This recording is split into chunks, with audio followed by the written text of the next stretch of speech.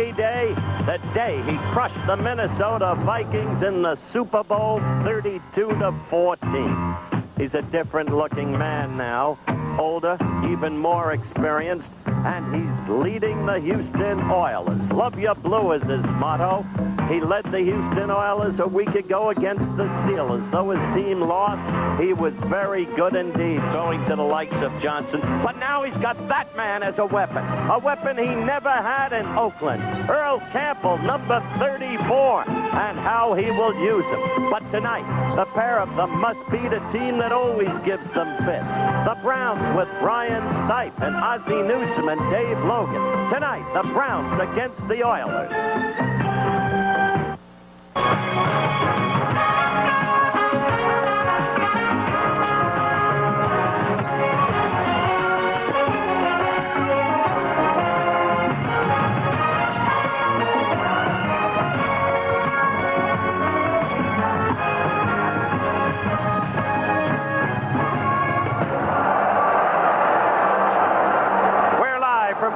Stadium in Cleveland, Ohio. ABC's NFL Monday Night Football. 80,000 plus expected tonight in a carnival atmosphere for the Houston Oilers and the Cleveland Browns. This is Frank Gifford along with Howard Cosell and Don Meredith. And this ABC Sports exclusive is brought to you by Light Beer. Everything you always wanted in a beer and less. And by Chevy Trucks and your Chevrolet dealer. New 81 Chevy Trucks.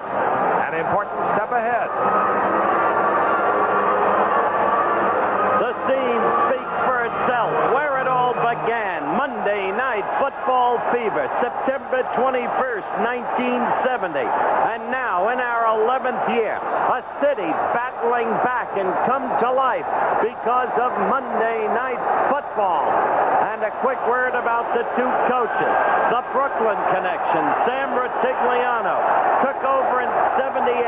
Came after the great disciplinarian, the former Lombardi disciple, Boris Gregg. He makes the game fun for the players. And the opposing coach, the man who brings back Will Rogers, so folksy, yet so crafty, so shrewd, so calculating, knows exactly what he's doing, and boy, he can coach. Now, for more on the Browns, the Giffer. Howard, like Houston, Cleveland is coming off a big loss, a major loss to New England. They have got to get it together. Defensively, they are suffering a great deal, and we know that Earl Campbell is the best rushing back in all of football. They have a great quarterback. If he can get control of the game early, they will have a chance in this contest. Brian Sipe tied to Steve Grogan in New England last year with 28 touchdowns. You see it right there. And behind only one passer in the league in yards gained. He has a rookie in there tonight. You know him, Heisman Award winner, Charlie White. In the Rose Bowl, he carried the ball 39 times. Last week, he carried it 4 times, and about 250 yards difference in yardage. Let's go over to Don. Well, there's a little bit of difference, Art. This fellow right here, Kenny Stabler, is the guy they brought in. They want a very consistent, precise passer. However, last week, he threw for 43 times, and all last year, Dan Patrick, the most he ever threw for was 33. Last week also, this young fellow who set all the rushing records for Houston, Earl Campbell, only carried the ball 13 times. He's averaged 22 times carrying it in his career. However, against Cleveland, he's only played him 3 times. He's only gained 108 yards as his top one. That's not bad. I say only. The other 2 times, 71 and 76. I think we'll see this guy carry the ball a lot tonight. I believe indeed we will, because certainly he's one of the greatest ever come into the game, Earl Campbell. The Oilers will be kicking off, and we'll see Tony Fritz kicking for Houston. And a little man will drop deep for the Cleveland Browns. He wears number 26. His name, Dino Hall. He's 5'7", 165 pounds. And he'll move back and station himself somewhere around the goal line. Fritz, not a long kicker, but he kicks it high. Keith Wright is back there alongside. Keith Wright, of course, a brilliant return man a year ago until he suffered an injury. We're set to go. You can feel the excitement and electricity in Cleveland Municipal Stadium. Fritz kicks it high, kicks it short. It'll be Dino Hall at his 10-yard line. And Dino up in it as he sprawls out over the 25-yard line. It will be Cleveland. 1st and 10, Brian Sipe. We told you about him. A gifted quarterback. He has time to throw the ball. Charles White is in there. They would like a Greg Pruitt. He's still recovering from knee injury. But you do see Mike Pruitt over 1,000 yards a year ago. The most dangerous receiver, Ozzie Newsome, the 3rd-year man from Alabama. Dave Logan, a gifted athlete out on the flank. But Dave Logan suffering from a sore ankle that he re-injured last week in the loss to New England. Set to go where it all began 11 years ago, Monday Night Football.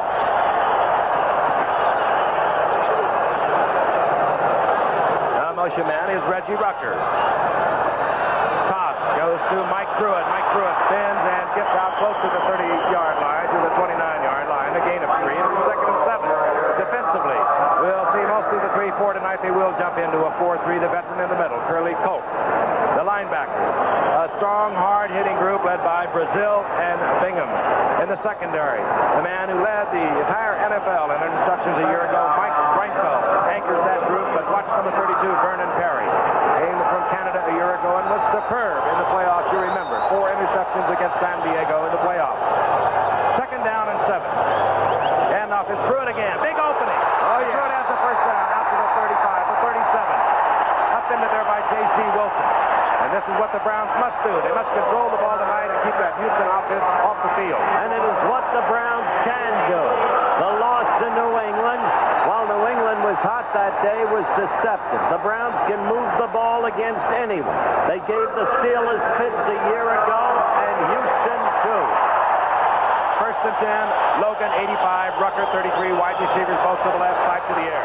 Fires over the middle. Pruitt has the ball out of the 45. Short of a first down by about a yard, a pickup of 9. It'll be second and 1. Up into there by Greg Bingham. He got that pass off. Big Elvin Bethea was back there and really gave Seif a good shot. Seif had a good set, good quick set over the middle, picked them apart. Their offense has been good for a long time. Their defense, Cleveland's defense, is what's been suspect. When you played, they used to bend but not break. And they now show a tendency to break. They'll break a little. A few cheeks in the armor. Last week they lost 34-17 to New England, did the Cleveland Browns. Second down, a long yard. The ball just short of the 46. Get him called Mike Pruitt. He'll be the workhorse, and Pruitt powering to the 45-yard line of the Houston Oilers. First down, plenty more yardage. And I'll tell you, Mike Pruitt came into his own last year when his running mate, Greg Pruitt, was injured in the 5th game. He was over 1,000-yard rusher a year ago, and he's a good receiver. You watch that Cleveland offensive line. That'll be telltale in this contest, Don, as you know.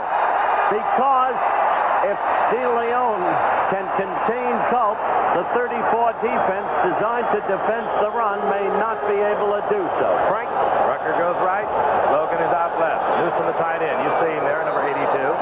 This is Charles White, his first attempt. The Heisman Award winner a year ago. Upended, crawls forward, down to the 43-yard line. A gain of a couple. It'll be second down and 8. Upended by J.C. Wilson. It's kind of funny. Charles White, the last time he carried the ball collegiately, he carried it 39 times, gave 247 yards. He carried it 4 times last week against New England game 2. It's a little different league. It was not a happy augury, but it's much too soon to count him out as we look at Will Rogers reincarnated. Will Rogers, you say, huh? Looks like Bum Phillips to me. He keeps the game in perspective. He enjoys it. Pump it up and go out on the field and let's play, says Bum Phillips. Second down and 8 from the 42-yard line of the Houston Oilers. Flag trying to get the screen off. He does the Newsom. And defensively, a good play by Vernon Perry. They told you about him. He came in a year ago as a Canadian fugitive, if you will, as a free agent. He was absolutely superb. He solidified that secondary. 4 intercepts in the playoff game against San Diego. Perhaps the most consequential figure in a game that Houston Oilers had to play without Campbell and without Pastorini. And yet they beat the Chargers, and Perry was clearly the MVP of the game in the minds of most people in this country. Good look inside as he has the obvious passing down, third down and 9. One of the question marks, their kickoff. Field goal man, Cockroft, has a sprained back. You heard it yesterday, and they will try and get him in close. He will be making the attempt. Sight comes a late pass intended there for Calvin Hill, and Rod Brazil was all over him. And Brazil, Dr. Doom was right there in the area. Was it Brazil? It was Robert Brazil. Calvin Hill is a guy that's amazing athlete, and he came in as the #1 pick for Dallas back in Yale, but Brazil was right over him all the way. Didn't have a shot at it. Good defensive coverage. Out comes Johnny Evans on 4th down for the Cleveland Browns. Dropping deep is Carl Roaches, number 85, a rookie free agent out of Texas A&M. He's a little guy, too. There's Carl Roaches. He says, I'm not little, I'm just short. He's short in the occupation he's in. He's 5 foot, 870 pounds. Roaches, not a fair catch from the 8-yard line. Roaches still on his feet. Paddling out to the 20-yard line and nailed take over first and 10. Let's meet their offense. We told you about Kenny Stabler, the cool cat. He will take over when Houston comes out with their first offensive set, and they'll begin at their own 19-yard line. 19-yard line, the question mark. The Cleveland Brown defense. Their best defensive lineman is out of there tonight, Jerry Shirk. He's being replaced by number 90, Marshall Harris. We'll talk about that later. First and 10, the Oilers. Campbell behind Tim Wilson. And down goes Campbell defensively for the Browns. Number 56 was in there. That's R.L. Jackson. And let's meet the offense. Stabler, quarterback, of course. Campbell with over 3,100 yards in his first 2 years. And only carried the ball 13 times last week against Pittsburgh. And, of course, Ken Burrow is missing. If you look at the offensive line, but out of the flank, Billy Johnson has replaced him, coming off knee surgery. And Mike Barber, the big competitive tight end, number 86. We saw the offensive line. There was a loss of a yard. That's played by Jackson, reading it perfectly. Campbell gets the call again. Men at the line of scrimmage once again, tries to get outside. And down at the 20-yard line. Tom Garden came up there to make the stop, along with Clarence Scott, but it was the defensive surge over the left side by Marshall Harris that turned Campbell to the outside. You saw R.L. Jackson, number 56, make the first tackle. Early. He'll be following Campbell all night. Look at that, Campbell. I've never seen him hurt. I don't think. He's getting up very slowly over there, Howard. But their plan is, Cleveland, to use their number 1 draft choice of a few years back who suffered knee surgery in his first year and has now come back to follow Campbell all night, isn't it? I would assume that's right. I think he's lost a contact lens. Yeah. Everyone is looking around for it. Earl says, wait a minute, I could see a moment ago. And while the search goes on, let's meet the defense, because it is a problem for the Browns. They've had trouble. There they are. This is what we'll see when they're 3-4. Of course, the familiar names, Lyle Alzado. There are their linebackers. On the outside, their linebackers are questionable. Yeah, Dick Ambrose is good there in the middle, though, Frank. Secondary. And you see Tom Darden. He's been around for a while. 40 career interceptions at free safety. He roams the outfield. Last week, Houston used a 1-back offense with 2 tight ends. Don told you right at the top of the show what's going to happen tonight. Campbell will have many more carries. Either that or he lost a tooth. Earl Campbell. Third down and 10. There's that single back. Rob Carpenter comes in, number 26 for Campbell. This is Billy White Shoes Johnson in motion. Stabler on the third down. Fires incomplete, intended to Johnson. And Houston will punt. They look pretty ragged that first series of downs. Nothing really worked too well for them. I'll tell you, remember a year ago, Dallas came in here. We thought Cleveland had no shot. When Dallas left, they left on the short end of a 26-7, and it was a fired-up bunch of Brownies. And that's the way they are tonight. This, as I said at the top of the telecast, means a lot to this city. It's been a city in distress, and now they're fighting back. And somehow this franchise gives them pride. You saw Cliff Parsley. He will punt for Houston. Deep is Keith Wright on his own 40-yard line. Parsley, high, short. Wright has an opportunity at the 47. And he swarmed under at midfield, hustling down there with Jeff Groff for the Houston Oilers. So out comes the Brownies offense. They'll have good field position. Right at midfield, 34-yard punt by Parsley. A Brooklyn connection, Lyle Alzado from Brooklyn, along with Sam Retigliano, the coach, Sheepshead Bay, and, of course, the owner, Arthur Modell. Gift? Yes, on defense. Earl Campbell, we are told, lost the false tooth. Good news to Bum Phillips. Cleveland with the ball, just short of midfield. First and 10, their second possession. On first down, sight to the air. Going for Reggie Rucker, and it's almost picked off right there with J.C. Wilson. Got a little pressure that time up in the middle. Had to rush it a little bit, and they threw it late. Coming in from the inside. Not bad. Pretty good pressure. Art Stringer came. That was actually Art Stringer and Ted Washington came in. The ball was a little bit low. Good position out there by J.C. Williams. Almost tipped it up. One of his teammates could have caught it. Adams comes in, number 80 for the Cleveland Browns. Split out to the right. Second-year man out of Houston. Second down and 10. Inside handoff. Goes to Mike Pruitt. And Mike Pruitt, who has been making yardage up to through the middle, picks up another quick 6 yards down to the 43-yard line of the Houston Oilers. It'll be 3rd down and 4. Mike Pruitt, a number 1 draft pick in 1976, really played in the shadow of Greg Pruitt until Greg Pruitt went down a year ago with an injury, and then Mike Pruitt took on the load, had over 1,000 yards rushing a year ago. Mike Pruitt, of course, still on the sidelines. Probably will not see extensive action for still another couple of weeks. 3rd down, long 3. Calvin Hill is in there, number 35.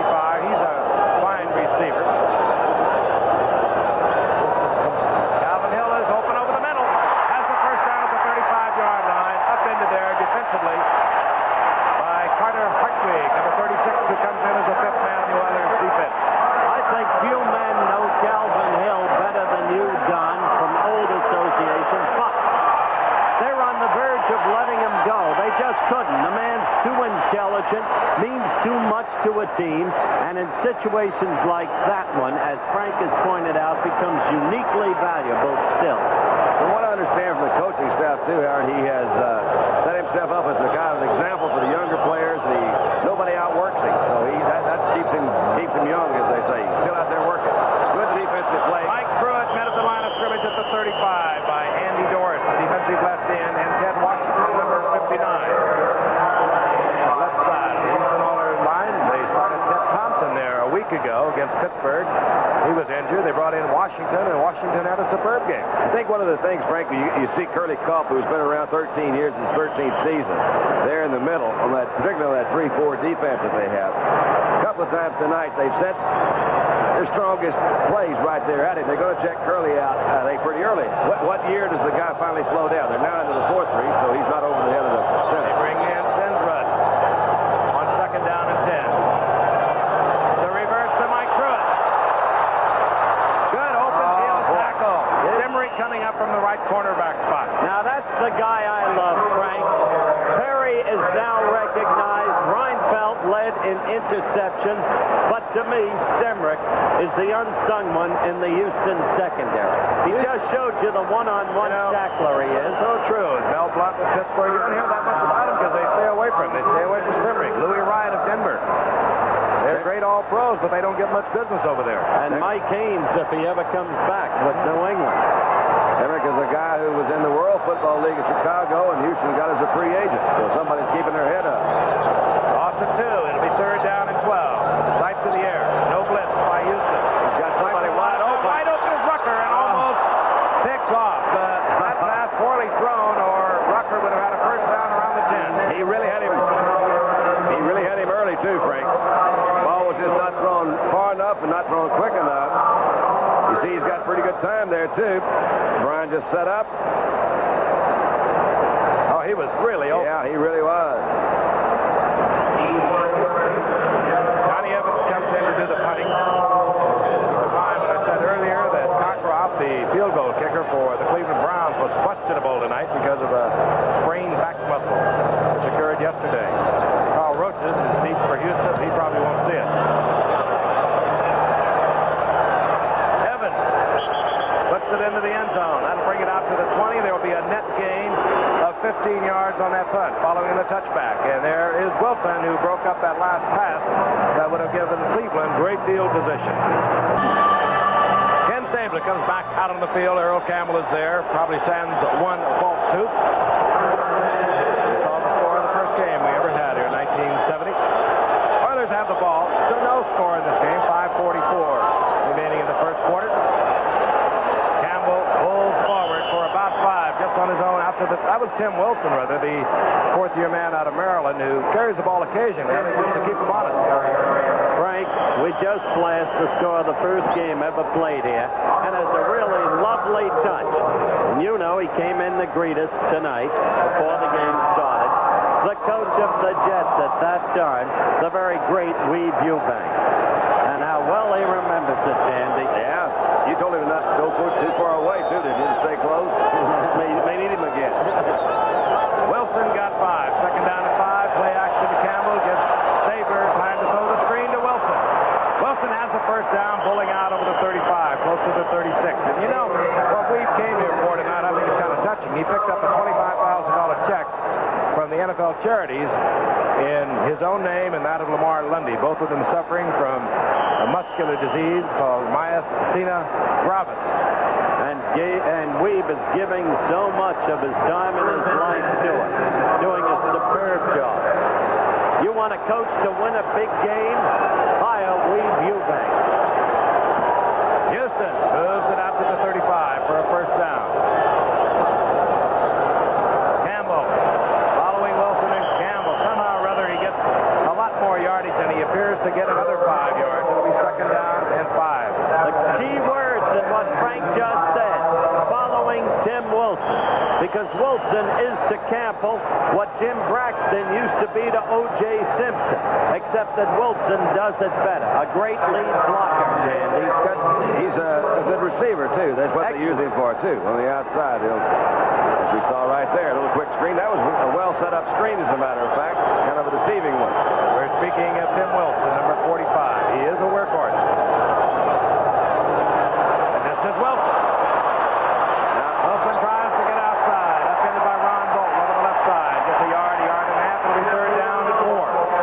See him stretch that hand out to give the ball the fullest possible effect. Yeah, but I would question. There's Charlie White on the bench. He gets lonely over there. Yeah, we'll get it later, Charlie. The thing that you wanted, though, you see Tim Wilson out there, and you want to say, boy, cut up field. He doesn't really have the speed of Earl or those other guys, and he was going to the outside. Just cut up field, give me 2 more yards, let's go back. Could have made a first down. Short yardage offense now for the Houston Oilers. 3 setbacks. Rob Carpenter comes in, lined up with Campbell 34, Wilson 45, Carpenter 26. But this is Campbell. Nowhere. And he does not get the first down. Stops short of the 45-yard line. Houston will have to try to end. Houston defensively playing inspired football tonight with 2:53 remaining here in the first quarter and no score. Well, they really are, particularly against the run. I believe, Frank, you gave me this statistic before the game. Last year, the Browns were 27th in the league in defense against the rush. So you would expect that a team that, like Houston, who has lived with the rush for the last few years, to really eat this thing up. So far, they haven't done that. Cliff Parsley will punt. Keith Wright, his position for Cleveland at the 15-yard line. Keith Wright, who came up last year as a 5th-round draft pick, was sensational until he was injured in the 5th game. Injured reserve for the rest of the season. There's Parsley. Funny thing, Frank, they wanted to get rid of him. They tried to. They had no takers. Now he's got the job back. He's been kicking very well. That's a hell of a snap. And Parsley, short hop one. Nevertheless, it's going to be a short kick. That was... I don't think I've ever seen a punt like that. That one never got off the ground. Looked like somebody hit it. David Carter was doing the snapping. Give me that ball, I'm going to kick it best way I can. Obviously, he got a very good drop, nor he got a very good kick. And Cleveland once again in fine field position. They'll have the ball at their own 43-yard line. We'll be back in a moment. You know what that means, Skip. Shooting for number 6 means number 6 on Monday night. They've been great on Monday night. The Browns, they're 5-2. Well, I no doubt. I would have guessed it, but I had a multiple choice. First and 10 Cleveland. The ball at their own 43-yard line, no score. Mike Pruitt, he's the workhorse. Piled up short of the line of scrimmage. It was Curly Culp in there initially, and then getting help from his inside linebacker, Greg Bingham. But I love the point Don made earlier. They're going at Culp. There is a growing feeling around the league that one human body can only take so much. And Curly has been playing that horrendously tough position for so long. Kind of like, that you see a rookie back there, and you'll go after the rookie. Well, on the other end of the spectrum, you see that, well, who's the oldest guy they got over there? Let's go after him, too. So they go after the young ones and the old ones, if they can. You know what I mean? Houston drops into their 4-3 defense, thinking pass. Second down and 10. Ball at the 43-yard line. Sight fires to Pruitt. Wide open, and Pruitt is inside Houston territory near the 45. First down, Cleveland. You just know that's a defensive mix-up somewhere. When Pruitt came out of the backfield, there was no linebacker linebacker there to check him. I would imagine these guys, they have not played that much 4-3 defense. They've been primarily three defensive linemen down, the 4 linebackers in the back. So maybe they're not as used to covering those guys coming out of the backfield. Interesting scenario going down right below our booth. Brian Sipe, or rather Cockcroft, the field goal kicker, is practicing. He has that sore back we told you about. Meanwhile, on the field, first down and 10. 45-yard climb the Oilers. This is Charles Wyatt, and White gets out of trouble. They put him in a big loss, but he picks up a yard and a half. It'll be second down and 8. And there's Cockcroft. Strained the muscle yesterday in a workout. One of the most consistent guys at his grade in the league. And without him, Cleveland seriously hurt. Robert Evans would have to do the kicking. Sipe needs 4 points to hit the 1,000-yard mark. He's been around a while for the Browns, and as Howard said, very consistent. Always up there with the percentage leaders. Second down 9. The ball at the 44-yard line of the Oilers. 1:03 remaining in the first quarter. No score. Play action. Sipe complete. Goes out to Logan. He has the first down at the 33-yard line. Dave Logan, a gifted athlete. Not great speed, but he has the moves. He'll battle for the ball, and he comes up with it now. Sandy, that's an athlete we love. We've watched him through the years. Yeah. He doesn't have the speed, as Frank said, but he has superb hands. And he has a kind of maneuverability, the ability to be where the ball is and to avoid the defender. They call him Gary Collins with speed. That's right. He is faster than Gary. Gary wore 86, not 85. On first and 10. The blitz. Bingham misses. Sipe unloads, incomplete, intended again for Logan, and all over Logan was Wilson. There's a flag way downfield, Frank, back in the secondary. Either offensive or defensive pass interference, I'm sure, all around the 10-yard line. It's going to go against Houston. Illegal contact, number 32 defense, first down. Vernon Perry, the guilty Oiler, the first down. Will be at the 29-yard line of the Oilers. Wilson, Perry, Reinfeldt, Stimbrey, the secondary for the Oilers. Sipe puts Logan and Reggie Rucker both to the right. Rucker 33, Logan 85. Ozzie Newsom now opens up, top of your screen. Draw play to Pruitt. And Mike Pruitt battles to the 20-yard line. He'll be just short of a first down. You bet. One of the things that I think opens up a play like that is to have an Ozzie Newsom as a tight end. We saw him split out way deep. I mean, way wide as a wide flanker. Opens up those linebackers where he can come in, pick up a little draw. Linebackers have to be looser. That's the end of the first quarter. No score. Cleveland threatening. Will be back short yardage. About a yard and a half to go for the Cleveland Browns as we begin the second quarter. The ball resting right at the 20-yard line. Reggie Rucker split up to the right. Logan to the left. Handoff. Mike Pruitt. He has the first down. The defensive surge takes him backwards, but he does have the first. Take a look at that first quarter stats. It's been all Cleveland. Cleveland, you see the first down differential, the rushing differential, even the passing differential, and the key differential, time of possession. Yet no score. Houston, thus far this year, has been a slow-starting team. Don't be misled. Trailing the Steelers 17-0. They made it 17-17. I said that, a first down. Why are they measuring? Sometimes, Frank, it's a pity. It's wrong. Folks don't listen to you.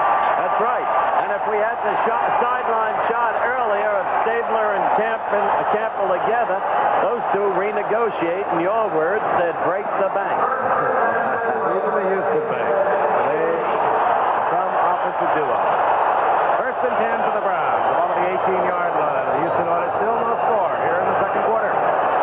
Sipe, Pruitt. A miraculous catch by Pruitt. I don't believe Pruitt inside the 5-yard line. Art Stringer was trying to cover him. Stringer thought he had that one knocked away. I don't believe this catch, Don. I don't think Pruitt thought he had it. No. He hit it, bounced off his hip. He says, there it is in my right pocket. Don't worry about a thing. I got it. Nice throw. Sight put it right where he wanted it, right in his right pocket. I must say, J.C. Wilson made the tackle, and in the relatively brief span of time that this game has been played thus far, Wilson has been everywhere. Looking very good. First down, goal to go. Sipe wants the crowd to quiet. White comes in, 25. He's in there with Mike Pruitt, 43. Play action. Sipe on first down. Wide open, Calvin Hill. Oh, yeah. Good call by Sipe. Gave it the play action, held the defensive unit for just that fraction. Hill was wide open, touchdown. 85,000 people standing as one. This place goes crazy on Monday nights, and Calvin Hill is restoring Bula Boo. Bula Boo. Well, he was wide open. If anything, it was Greg Bingham's man on the outside 54. He was just so wide open. That's also a good way to throw 28 and 30 touchdown passes a year. Don Cockcroft, we told you about the troubled back. The holder is McDonald, former S3 quarterback of the year ago. Teammate of White, no problem. 7 points. 13:41 remaining here in the second quarter, and Cleveland has struck first. You see Bingham, number 54, trying to come outside. He just really couldn't get out there. Calvin had a wide split way out in front. You never know for sure what defensive coverage they have on, but if it was the one where the linebacker goes out there, and they had it beat. And the Browns made it look so easy. That's the scoring drive. On first down, sight to the air to Calvin Hill, touchdown. Don Cockcroft will kick off. Carl Roach is deep, number 85, along with Jeff Grote, the man they like to see get the ball. There's the little man, Roaches, a free agent from Texas A&M. But this is him, Carl Roaches. And that's why they like to have Roaches get the football. And it was tackled by the kicker. Yeah, he had bad back at all. He's funny. He came up to me in the hotel lobby today. He said, Mr. Cosell, you don't know me, and I'm a very little fella. But I'll be in there tonight, and you're going to be surprised. Well, are you surprised? Yes, after that. Roaches rolls it out to close to the 36-yard line. Out comes the Oiler offense. They have not been impressive tonight, but they have been in deep trouble on each occasion they've had possession. Rob Carpenter, number 26, now is in there with Earl Campbell, number 34. Play action by Stabler. Over the middle. Campbell puts his head down and bowls out to the 43-yard line, close to the 44. It'll be second down and 2. You're going to see more and more of Stabler throwing to Campbell this year, and it relates to Campbell's training program in the offseason. Don, why don't you tell about it? Well, there's a guy. No, you were actually telling me, but we'll discuss it. But Tom Williams is the guy that was with Houston Oilers. It's taking me too long to tell this story. We'll have to get it in a minute. We'll get it later. Yeah, it's a good story. I like it. Threw him a whole bunch of passes. He learned how to catch the ball. On second and 2, Campbell the call. First down. But not the big yardage you expect from Earl as he comes out close to the 43-yard line. The Giants, 1-1 of the season against the high-flying Birds, and we'll be there in Philadelphia next Monday night. Hail to you, Dick Vermeil.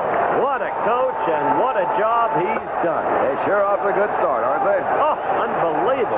They have blown them away. What was it, Denver, and then who did they beat yesterday? Who? Philadelphia.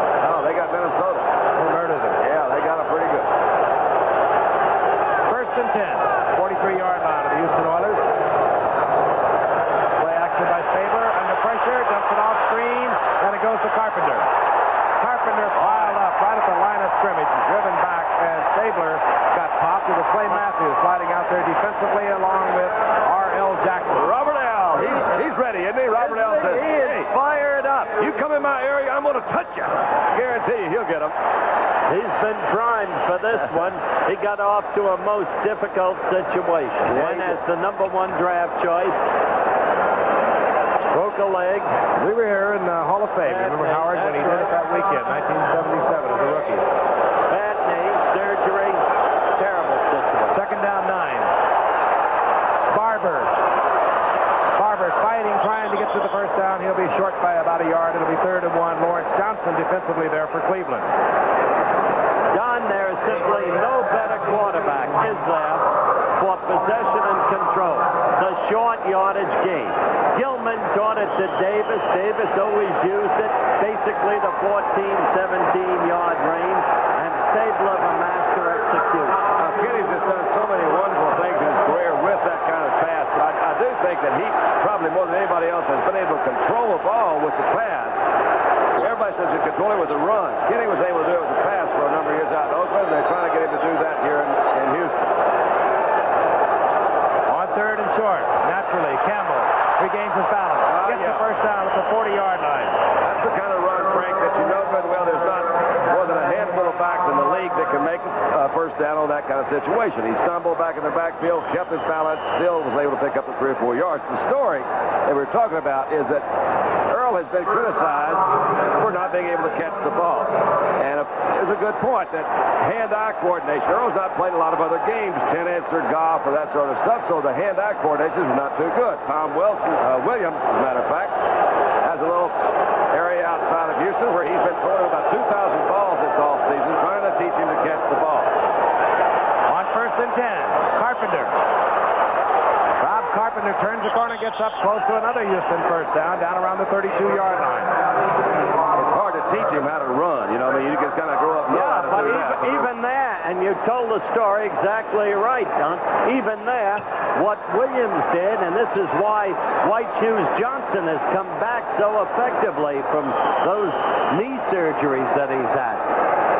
It is a hilly area there, and he has them running up and down that hill in the manner that Paul Hornung used to run the steps at Green Bay.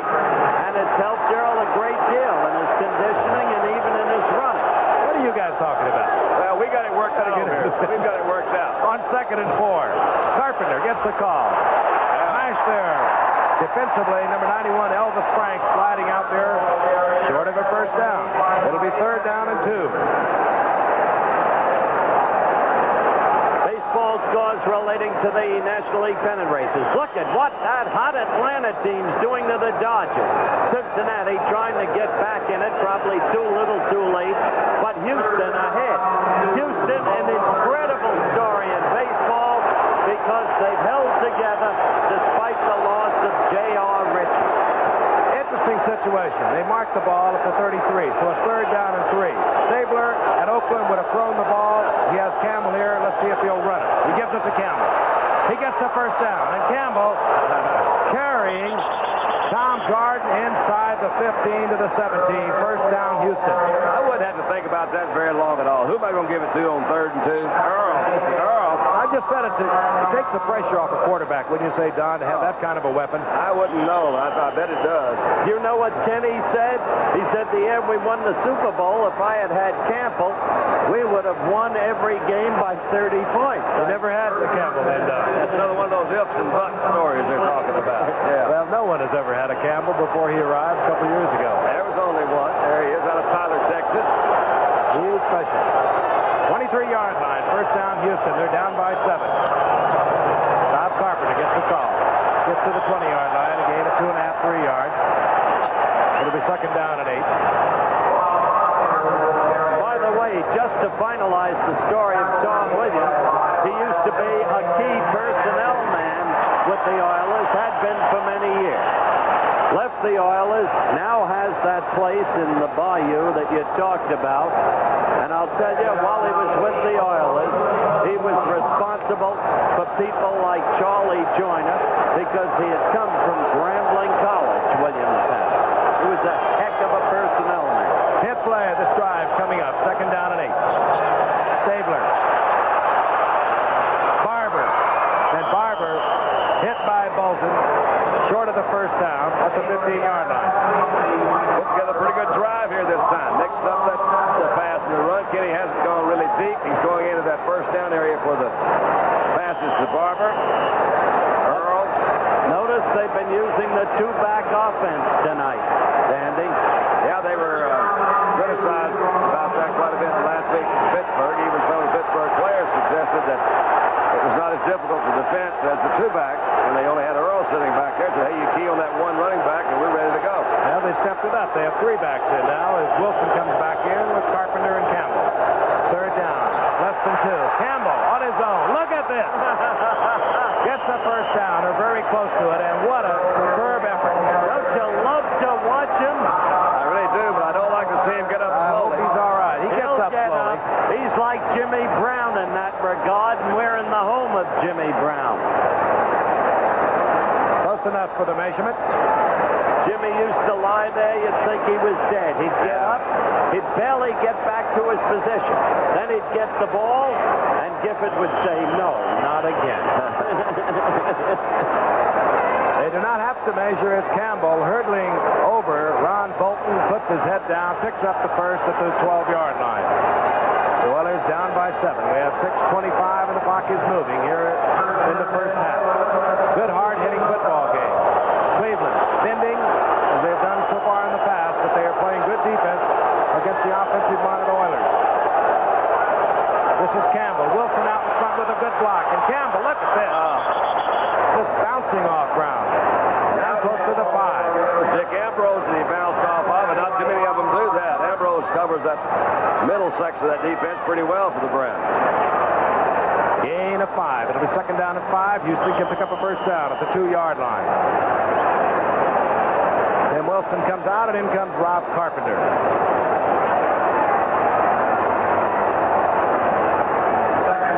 Last week, Campbell carried the ball 13 times throughout the game. He's already carried 9 thus far today. Sabres threw the ball 43 times a week ago. They lost big to Pittsburgh.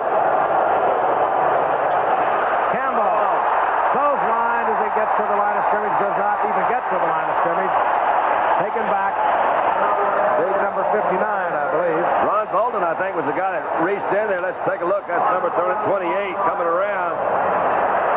That's not a face mask. That's just put his arm around his neck and bulldogged him back down, and then he got some help from the inside. I think it's Ambrose that comes up in the middle.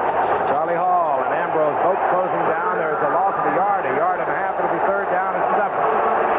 Again, Houston can pick up a first down at the 2-yard line. 4:50, the clock is moving, remaining in the half. Cleveland ahead by 7. 3 setbacks. Stabler. Billy Johnson had 6 points. Oh, that's incomplete. Well, he dropped the ball. It was a special play. You know that was designed for the Cleveland defense. And Billy took his eyes off it. Forget it. That would have been at least a first down. I think he could have scored too, Frank. He started running before he caught the ball. An unusual play. Haven't seen that one before. Least he would have made would have been the first down, the very least. Well, if he made that first, maybe just a little more effort, he'd have scored, because that was about a yard short. So the Cleveland defense, whatever the reason, bent but did not break. The Meredith theorem reigns supreme. Washington. 25-yard field goal. Tony Fritz, Holder, Gifford Nielsen.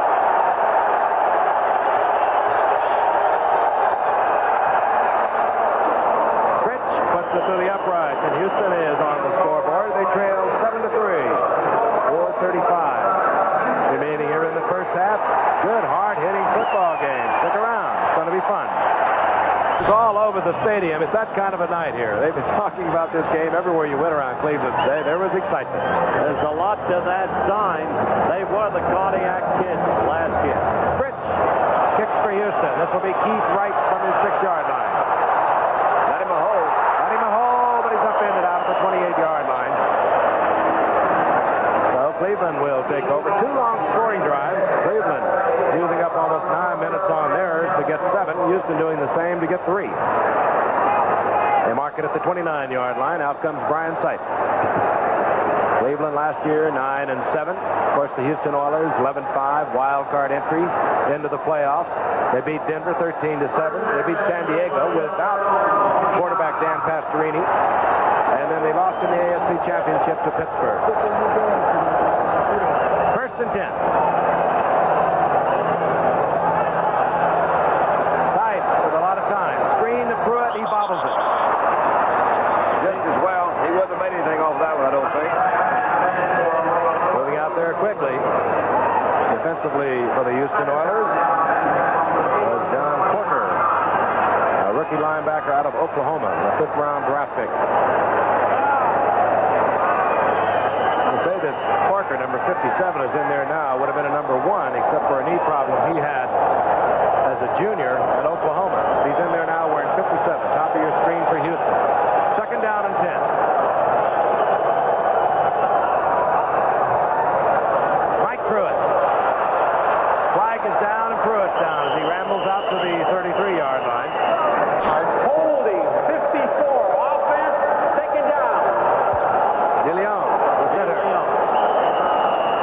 Cleveland.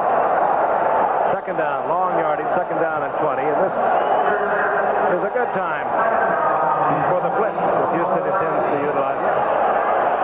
They slip into a 4-3. Bring in the fifth defensive back. That's Jack Tatum. Draw play, Charles White. White stays on his feet and gets out close to the original line of scrimmage for a gain of 9.5 yards. Robert Brazil made the stop on the Heisman Award winner. But that's a good call, Don. You're not going to get all that yardage back on one play. Percentage-wise, you don't figure to. No, Boy, look at that. He is not that big, but he is some strong 5'10", 183-pounder. yes, the only guy that was ahead of him was Dorsett, right? Yeah, he's right behind Dorsett, just about every NCAA rushing record. Third down, a little more than 10. Sight to the air. Lays it up. Newsome is there, and he overthrows. Back there, defensively, Greg Stemrick. But Sight, had he laid it in there perfectly, that could have been trouble. Yep, Newsome was past Brazil. There was Stemrick, and he was alone. The receiver was there. Here's Johnny Evans. He'll punt for the Browns, who are out in front 7-3. Carl Roaches drops for the Oilers, positions himself at his 28-yard line. Last week, Roaches returned a couple for 17 yards. Not too successful against the Steelers or the Oilers. Evans pounds it high, not long. No fair catch at the 34 by Roaches. There he is. And Roaches out to the 44-yard line. The Oilers now will have the good field position. 3:16 remaining here in the first half. 7-3. The Browns over the Oilers. Tonight here in Cleveland, the great lady of television, Lucille Ball, standing to the left of your screen. As we proceed rightward, Art Modell, the owner of the Cleveland Browns. Marvin Davis, who should be in baseball but isn't, leaning in front of Merv Griffin, who's also there. It's a big night in the city on Lake Erie. And Russ Caruccio is also here. First and 10, the ball at the 44-yard line of the Oilers. They trail by 4, 7-3. Cleveland has the lead. 3:15 remaining in the half. Save it to the air. Complete. Fires out to number 82, Mike Renfro. Mike Renfro, of course, the son of a great All-Pro with the Cleveland Browns a few years ago, Ray Renfro. Yeah, Ray's a good buddy of mine. He was down in Dallas for a while. Well, like father, like son, that he runs precision routes. He's a quality player, was involved in the most controversial play of the year last year. The fans will remember. He's grade A. Renfro got 3, and we second down and 7. The ball at the 47-yard line of the Oilers. Quick draw to Campbell, and he explodes up the middle, shakes off a couple of Brownies to get the first down, drops the ball. They got him. Cleveland's all over it. That was Alfredo that came here in the back. Got Earl, didn't see him. Jarred it loose. Yes, sir. And it's Burrell, the fifth man, who comes in there. Brother Lawrence Johnson, the fifth back, and he gets the fumble. Here it is. From the back, you see Earl's carrying the ball fairly loose. And right there was Alzado came in from the backside. He didn't see him coming. And Lawrence Johnson slides over to pick it up for the Cleveland Browns. And they'll have the ball at their own 43-yard line. 2:28 remaining in the half when we return.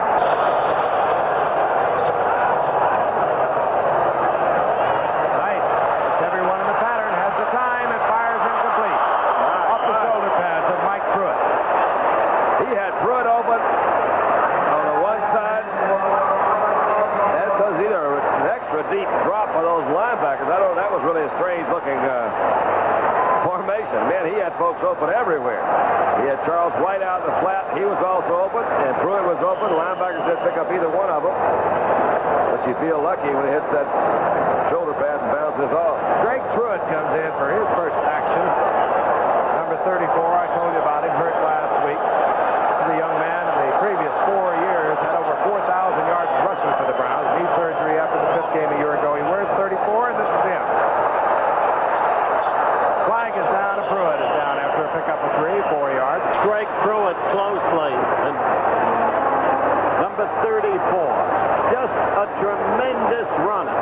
Slippery, small, but far more powerful than you'd think. Fighting back from surgery, and he's playing cautiously. The Cleveland camp says he's not yet begun to cut the way he used to. 63, offense, second down. Cody Risen holding right tackle for the Cleveland Browns. 10-yard penalty, a second down and 20. And so they say he is being, at the moment, too wary, which is easy to say when it's not your knee that's operating. I think it does take a little playing time just to work that out. You see White's back in there. Second down, 20. Draw play. Charles White piled up, surges forward for a couple of yards. It'll be third down and 18. Heading towards the 2-minute warning, and Sipe is already anticipating that.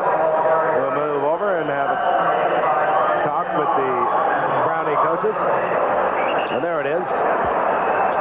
Those draw plays are good if they work on second down. They didn't work that time, so we'll have to come back in just a minute. For the Cleveland defensive unit. They have the ball now. Third down and 18. The ball at their own 35-yard line. They have the lead. 7-3 over the Oilers. Type again with all his receivers in the pattern. This is Mike Pruitt. Stimrick beats Pruitt. Pruitt bounces off and gets out to the 40-yard line where he's buried by Greg Bingham and some other Oilers. And quickly the Houston Oilers call for timeout. On fourth down, this is Johnny Evans for the Cleveland Browns. Carl Roaches for Houston at his own 20-yard line. There's the little one from Texas A&M. 1:49 remaining to be played here in the first half. Evans, nice punt. Drives Roaches back to the 15. Looking for the picket line. And sees nothing, lowers his head and gets out to the 30-yard line. 45-yard punt by Johnny Evans. Houston will have the football. They have 1:37 to work with on the clock. Stabler is a master at that. And they have 2 timeouts. The best at that, using that clock. On that return by Roaches, John Corcoran, number 57, had to make an instant decision. There were 2 men to be blocked. He elected to block neither. That was a decision. Oh, Kumkachi. This is a chance where Kenny Burrow could be used in this lineup very effectively with his speed to go deep. He's injured, not here tonight. Stabler.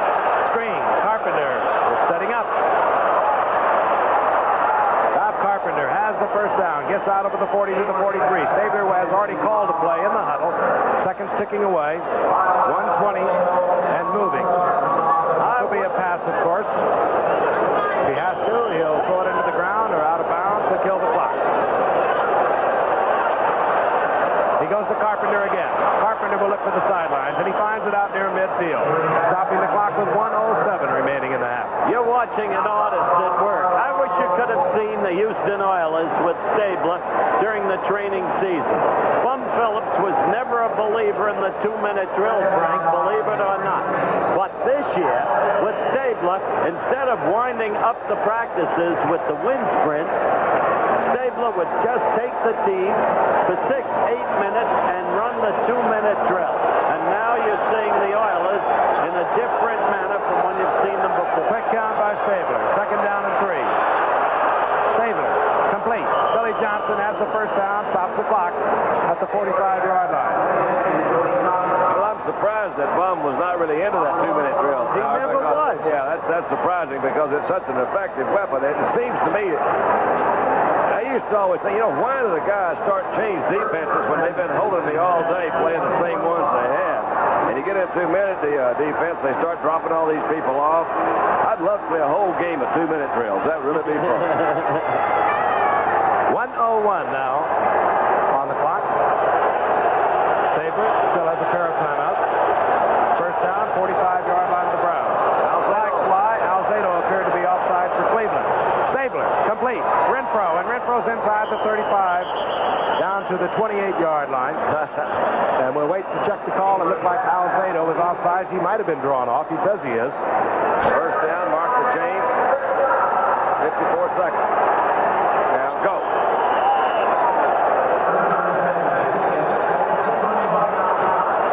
Ball at the 29-yard line. Stabler will have called a couple of plays in the huddle. Puts Johnson out to the left, Renfro out to the right.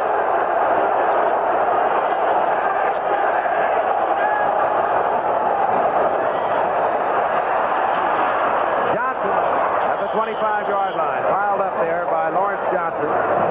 Stabler trying to get his troops organized. Sees that he's going to be wasting time, so he uses one of the timeouts. That's all. Yeah, you haven't been doing anything lately. Billy Johnson took that Stabler pass down to the 25-yard line. Gain of 4. It'll be second down and 6. 45 seconds remaining in the first half.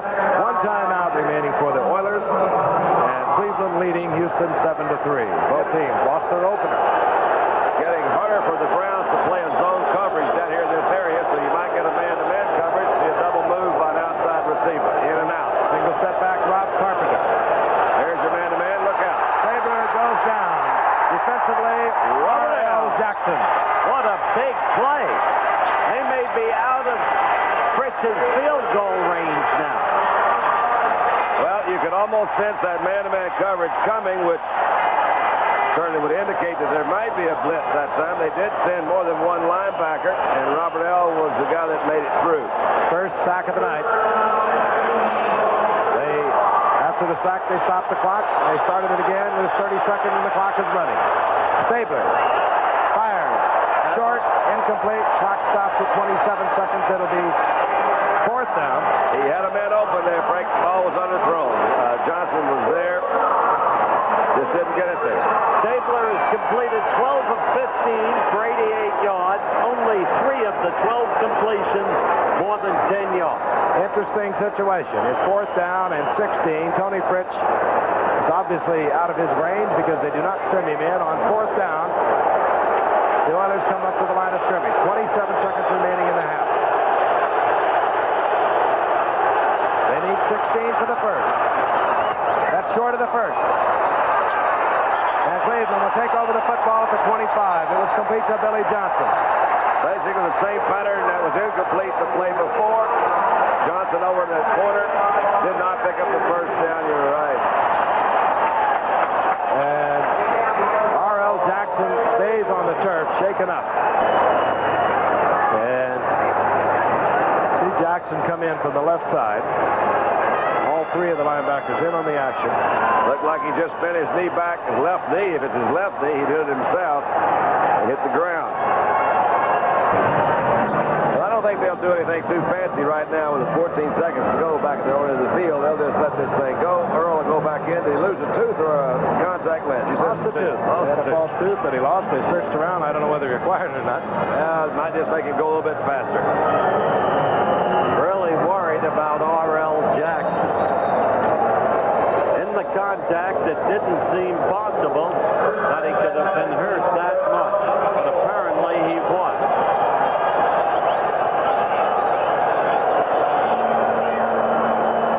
Cleveland, the ball at their own 24-yard line. Mike Pruitt gets the call. Big opening. Seconds ticking away as Pruitt gets out close to the 40-yard line. Cleveland will let it tick off. And that will be the final play of the first half. Cleveland over Houston 7-3. Good hard-hitting contact football. This time Retigliano leading his troops in. There he is, Deb Groth. All right, set to go. The Cleveland Browns playing before a sellout crowd. Sold about 85,000 tickets. I don't know who showed up, but there's not an empty seat that I can see. And playing an inspired brand of football tonight. They did a year ago when they defeated the Dallas Cowboys 26-7. Backrop hits it. High. And Groth takes it at his 12. Finds an opening over the left side, and Groth once again puts Cleveland in good field position. Out close to the 33-yard line. And from this point, we anticipate Stabler, Earl Campbell, and Wilson. Wide receivers for Houston, Renfro, and Billy Johnson.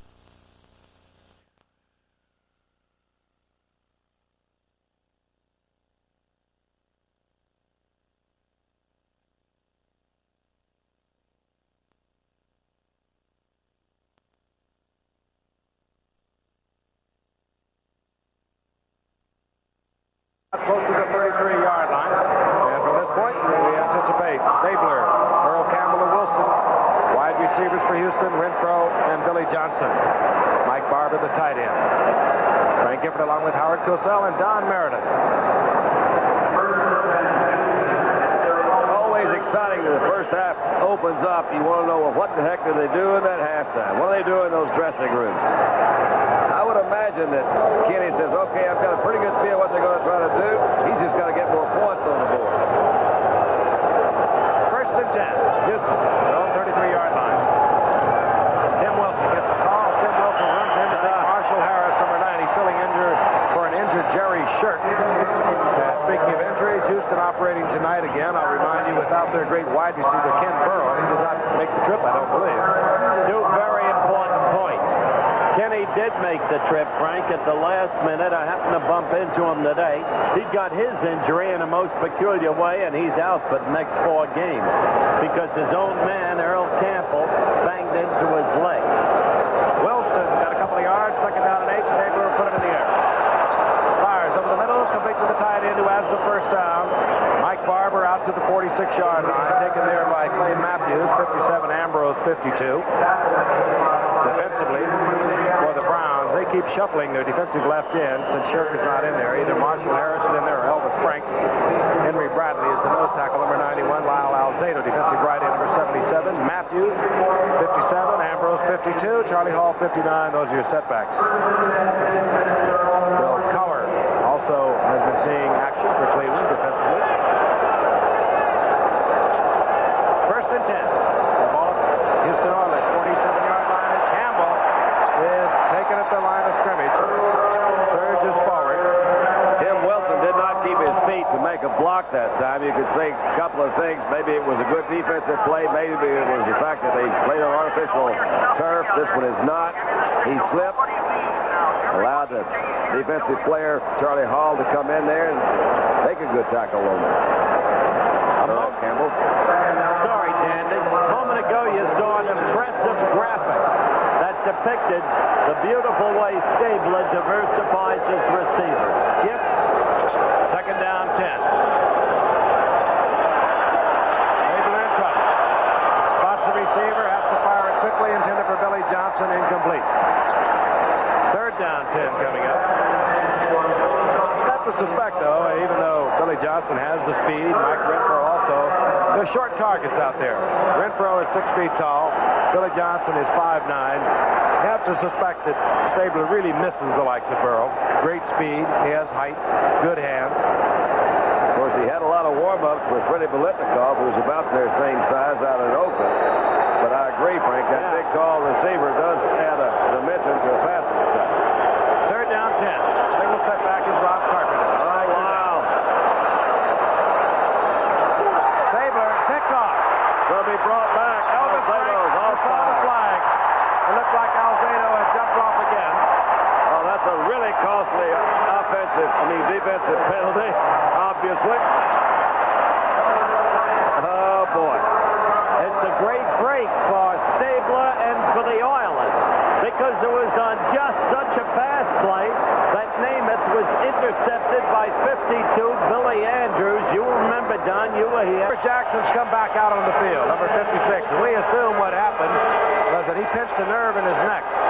It can be terribly painful, and hopefully, as it appears to disappear quickly. But he's back on the field. On first and 10, Campbell gets the call, and over the left side, big opening, look out. Campbell carrying Brownies inside the 30-yard line. Now that's Earl Campbell. This would be so tempting, I think, to give him the ball so many times. I understand why there was some concern in Houston about, running his legs out. They said, man, they give him the ball all the time. He's averaged 22 yards a carry. But tonight, let old Earl have the ball. He'll move it down the field. The cheer you heard was for Cleveland fans who saw Robert Jackson come back out onto the field. Now he's back into the lineup. Hey, if you've ever been hit on the top of the head, you jam that neck down, everything goes numb all over your upper body, and I'm sure that's what happened to Robert Jackson. He's back in the lineup. Tim Wilson pulling ahead, and he runs into Lyle Alzado, and that's it. He gains a yard and a half. It'll be second down and 9. Jeff Earl has carried 13 times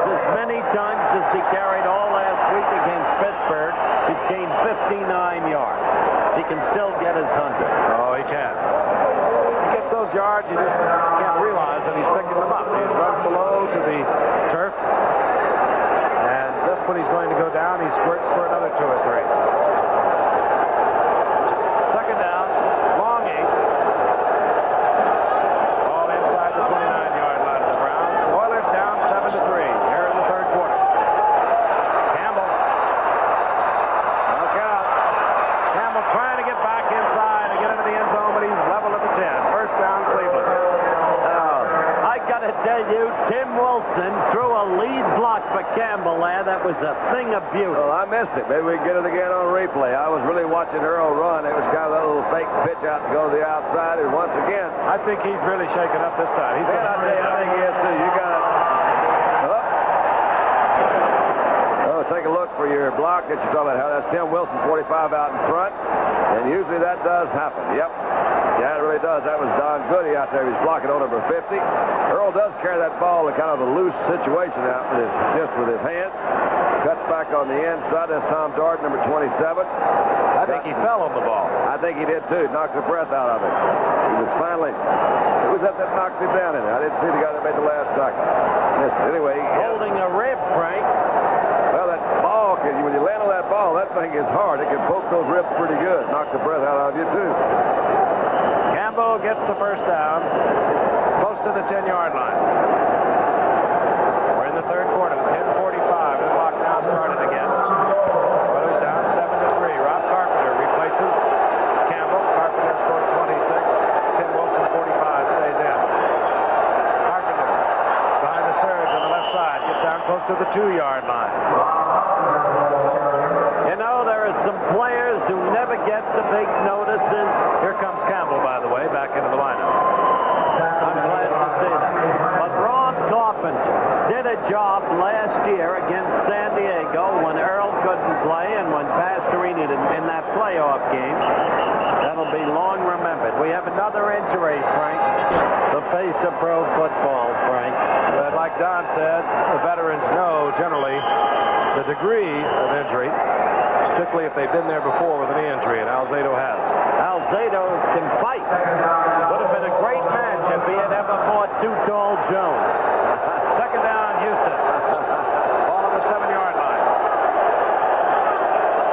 Marshall Harris, Elvis Franks, and in for the Browns. Stabler, Castor.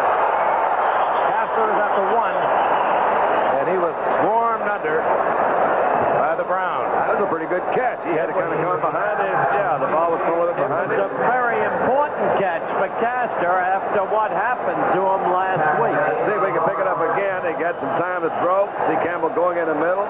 Kenny standing back. From up here. Yeah, the ball is a little bit behind him. Now, that's a tough catch for a receiver to make. His speed, all the momentum's going in one direction. Held on to the ball.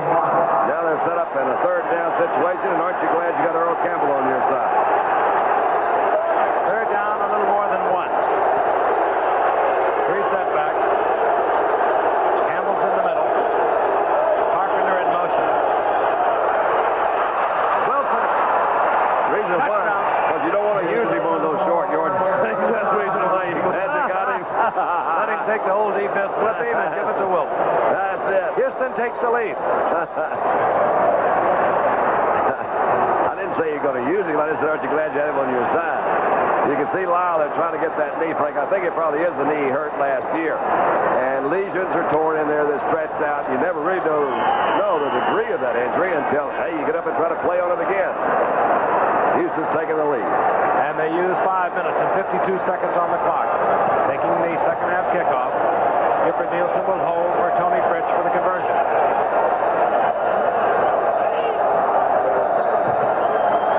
High snap. Nielsen gets it down. It's good. So Houston, they have trailed up until this point. They now take the lead. 10-7. We have 9:08 remaining in the third quarter, and we'll be back in Cleveland. After one ball game. Crossed up the Cleveland Browns defense at the goal line. Sent Campbell to the left, gave the ball to Wilson. Wilson gets in for the touchdown, and it is Houston 10, Cleveland 7. Set to kick off is Fritsch. Deep is Dino Hall. And Keith Wright.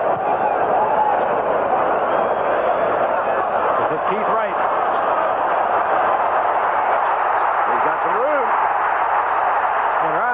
the corner out over the 40-yard line. To the 43-yard line, and Cleveland comes roaring back. Jeff Groth made the stop for Houston. And Groth has been in on every tackle on a special team tonight and has returned the ball once. He's done really well, a good job on special teams. The offense, they had enough time to get a little stiff sitting on the bench watching that Houston offense work. Rich is not kicking the ball far enough, Frank. His ball's not going about the 10 and 15-yard line. It's giving him too much of an advantage. And he's kicking it too low.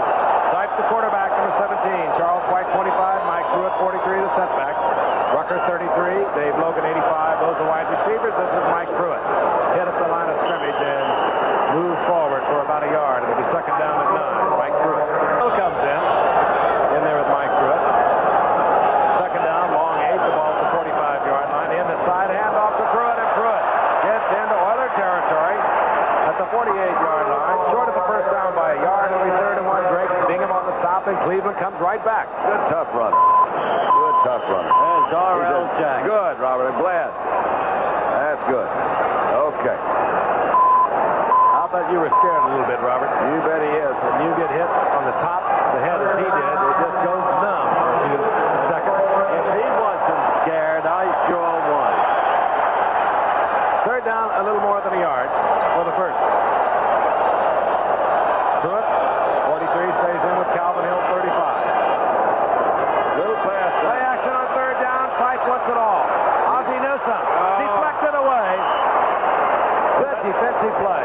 Great play. Was that J.C. Wilson? Vernon Perry, the big, strong safety, running stride for stride with Newsome. Great play.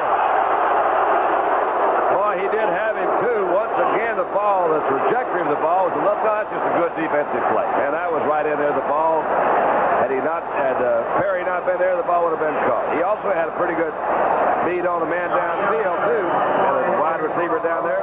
Willis Adams came in, and he was also open deep. It was also a great call. Gamble fails, and Cleveland will punt. Perhaps. Down 10-7. Johnny Evans on. And it doesn't turn over. It'll be short, taken by Carl Roaches, and he's pounded at the 20-yard line.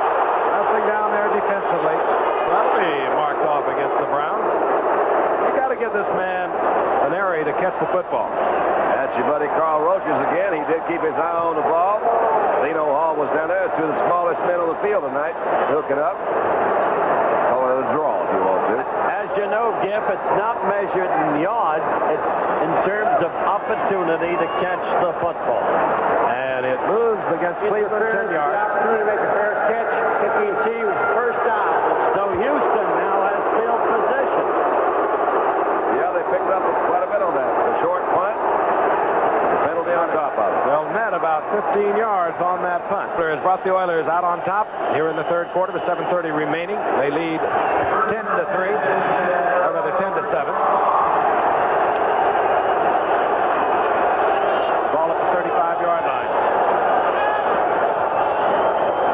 On first down, Stabler with the play action. Flags are down, trying to go to the wide receiver. Renfro knocked away by Bolton, almost intercepted, but again a flag down at the line of scrimmage.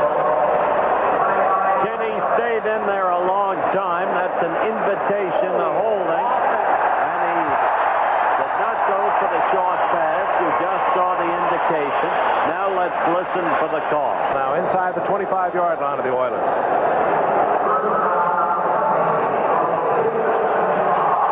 Houston will entertain Baltimore next Sunday in Houston.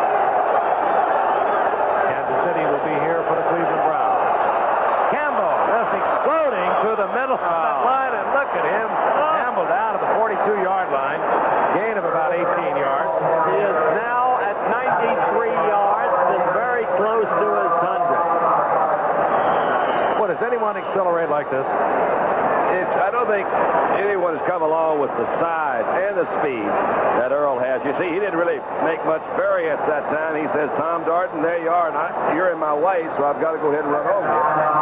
And there's very few backs that can do that. I think that's the unique thing about Campbell. He's so big and so fast. And gets the Oilers back in field position, second down and 4. They mark it at the 41. Campbell again, behind Wilson. Wilson with another fine block.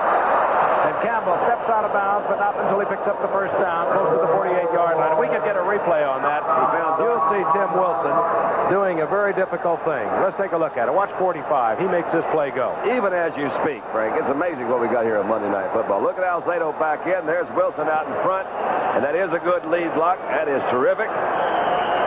Comes back on the outside, and once again, Tom Darden is the guy that's in Earl Campbell's way.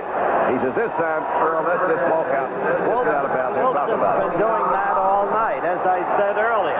He is to Campbell what Braxton used to be to Simpson, only does it better. First down in Browns territory. Wilson gets the call. Pile up on the right side. As you can see, Alzado back in the ball game. In on that stop along with Henry. Loss of a couple. It will be second down and 12 as the official attendance listed at 80,243. So a few stayed home to watch it. TV blackout lifted in the area. Renfro wide open. He'll have a first down. I would like to think that that was a automatic that occurred at the line because you saw Kenny last minute holler something out to those two wide receivers, and I think he was trying to get the ball off quickly because they were in a defense where Renfro wouldn't be covered. He wasn't covered out there in that short zone. Whether it was or not, I don't really know, but still no one was there. Big Mike Renfro. Tippers flared just a little bit between Billy Johnson and Tom Darden. They have marked it, and he may have come up just inches short. No, he has the first down. Inside the 39-yard line, the Houston Oilers working on the clock, which says 5:32 remaining in the third quarter, and working on the Cleveland Browns defense is Kenny Stabler.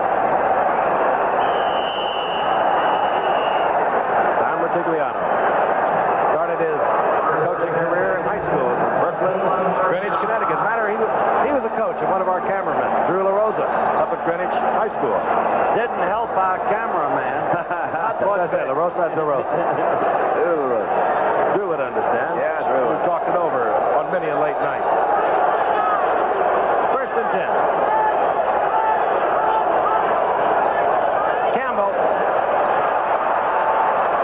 And Campbell nailed there at the 35-yard line, held to a gain of 3. It'll be second and 7. What was it that Bum Phillips said last year when finally Pittsburgh had won again, and it was Pittsburgh that would go to the Super Bowl? Next year, he said, we've gotten up to that door, and next year we're going to bust it down. The Houston team has that capacity. Well, they busted it down last week. So that's 31-17. Yeah, Pittsburgh, they said the steel door is closed. Stabler brings Campbell up to the middle of play action. Almost picked off by Robert Jackson. Boy, what a runner, Dick Ambrose. Right in his hands. It was not a well-thrown pass. He had the receiver coming in deep, as Renfro is trying to get to, I believe, in there, or maybe it was Johnson. The ball was thrown just a little bit too straight. There was Johnson, and Ambrose had it. He says, wait a minute. Golly, where's that ball? That's a tough break for Cleveland. And Ambrose held on to that ball. Once again, Cleveland would have benched, but not broken. Third down, 7. Carpenter in motion. No backs in the backfield that time. Jake strong arms it, completes the ball. It will depend upon whether they mark it or not at the first down. It was Billy Johnson. He was bringing himself back of his own volition, but he was also hit. I think he's going to get the first. I believe he is too. Yes, it sure looks like it. And Stabler is a wizard. He has no mobility, and yet somehow he got out there, rolled left, and got the pass off. An interesting offensive formation in that he really had no backs in the backfield. He had them all up in different slots, sent them out. They're not... Wait a minute. They're moving the thing back around. Looks like that Robert Jackson is back in there, and he's causing a little... Robert doesn't mind talking to you. You know what I mean? Bum, put that hat back on. What is Bum, it? yeah, Bum is really upset. The hat's all right. I think they're changing it, I think properly so. Billy Johnson had to come way back for it. The contact was not made. That's see if we can pick it up here. Johnson was coming back. Now, the idea is his momentum has to be... That's taking him inside the 30. They had to be at the 31 for the first. Yeah, but his momentum at the 30-yard back line. there. They marked it at the point where he was hit. I think it's a good call. Now, Houston has to go for this because Tony Fritz doesn't have the long range. We talked about this earlier. When you were back, where was it in Brooklyn you played, where you would go for that fake into the line and throw deep? No, I never did that. Oh. I threw a lateral. A lateral. The old Statue of Liberty play. And Howard did not have Campbell. No, it's Howard Feldman. Campbell. First down. Was surging in there behind Carl, Mark, Fisher, and Carter, the guards.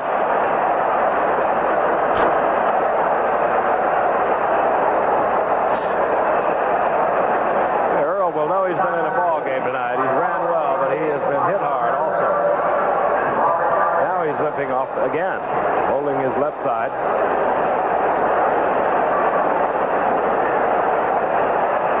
We'll have another measurement.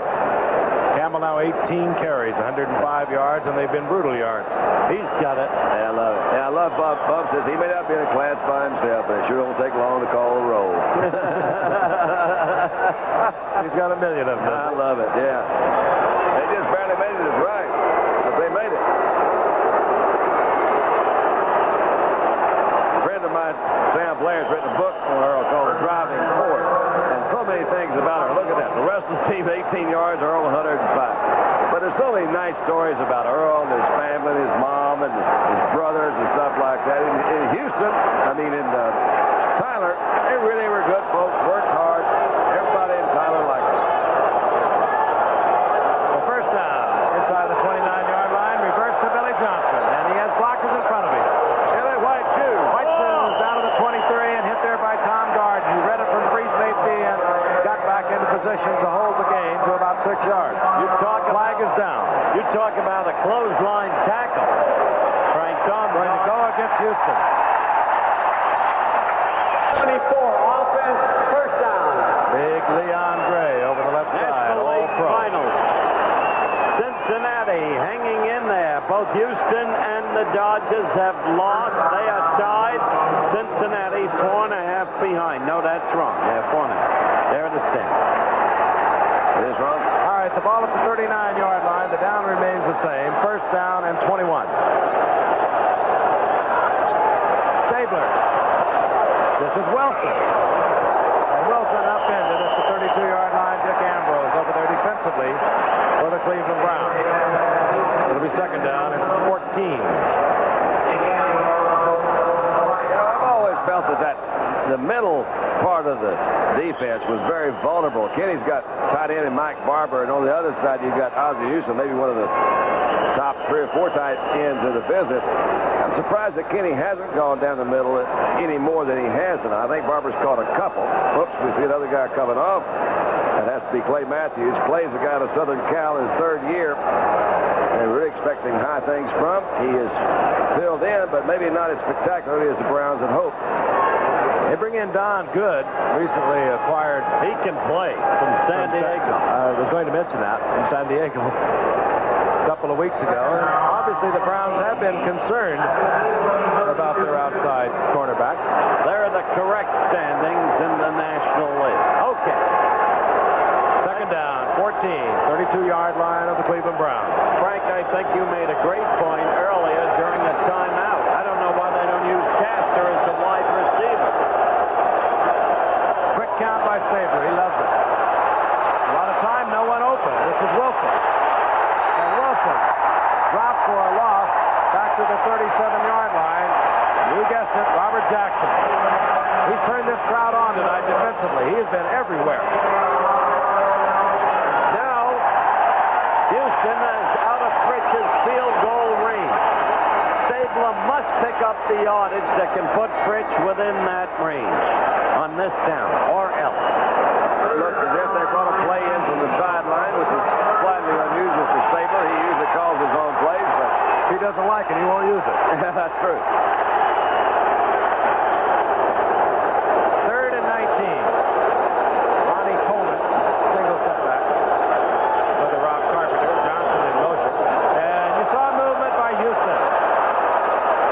complete. This will be brought back. It's not. Defensive interference probably there. Flag down. It's going to be offsetting penalties. Clinton Burrell on Cleveland Browns came into that nickel defense. More than I think he will be called for defensive pass interference. With 1:16 remaining in the third quarter, that's the score. Gathering of the group out there, and we'll get the call in a moment. As they talk this over, Frank, which should be offsetting penalties, let's wait for the call here. Offside, offense, pass interference, defense. Waving it off till third down. And 19. You mentioned that Ronnie Coleman came in. There's Tony Fritz waiting on the sidelines, but he's got to get closer for him to be effective. Ronnie Coleman is to Houston what Preston Pearson has been to Dallas, only not quite as good. Yes, he has. He has good hands. 37-yard line of the Browns. Third down, 19. Stabler wants to move it into Tony Fritz's range. Go down the middle. Go to that tight end. Intercept. Intended for Coleman. And taken away. Tom Darden. What a great punt. 41st career interception for the Cleveland Browns at the 2-yard line. Flag is down back where it would look to be holding against Houston. And the Oilers themselves walking off the field. So we'll wait for the call. And this could be an interesting call, Frank. Holding against Houston and declined by Cleveland. I don't know that I would have declined that. They've got the ball on the 1-yard line. I agree with you. And you put them back 10 more yards. They would have had about 30 yards to go for a first down. Well, they're out there talking it over again, but somebody already has declined. I think that would not necessarily be a good decision just because they're really in the hole now. And the odds of them getting the ball on the 1-yard line are not too good. What you're saying, it would take the penalty, it would still have been third down. Yeah, but it'd be third down, but it'd also be third down at about 30-something. Who's the number? 1:08 remaining in the third quarter. Holding offense. The penalties want to be accepted. Yeah. You're right. They will take the penalty, but they will back the Houston Oilers up 5 yards. It'll be third down and 24. Don is absolutely right. No matter what happens, even if Houston should make the yardage, Don is right. Well, it's so rare. Let's talk about it for a while. Wait a minute. If they make the yardage, Don will be wrong. No, he will still be right. Only that the only point is that Don is doing it here and now and doesn't have the luxury of 20/20 hindsight. All right. The way some of my best friends do. Holding 7-0. Offense, third down. Conway Hayman holding. They had accepted the Tom Darden interception at the 3. They changed their mind. So it'll be third down and 29. The ball close to midfield. Also, you know, this is a third down and long, but you got to put some pressure on those guys again. They're going to get back. There they are, too. They're not going to that nickel. They're going to the regular defense. They're looking at blitz. Here come the linebackers. Stabler to Barber. Barber needs a bunch to give Fritz a shot. Get to the 35-yard line. Stabler held it a long time and paid for it, while Alzado gave him a pop. I see a flag back Flag there. is down. He may have hit him late. He could have. Yes, roughing the passer. Now there's a turn of events that made Don not right because you had another play. Now they're going to have a first down back there. You would still. All right. I got to tell you. But I know a writer somewhere in this country who can now tell you that you're wrong. No. And he'll have the time to write it. Let's get the call.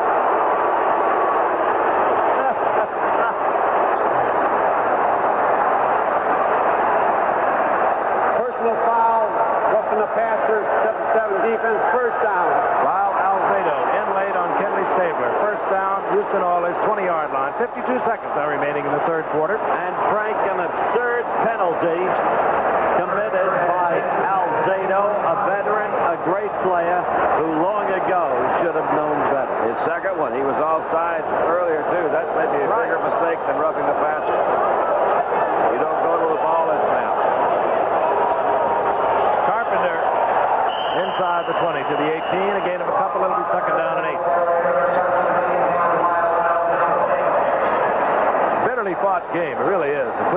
touchdowns, who were blown out of the tub. I mean, they were annihilated a week ago by New England. Even though the score was 34-17, they got those 2 touchdowns late in the game. They just weren't in it, and they have come back to battle Houston to 10-7 as we head into the 4th quarter. Second down 8.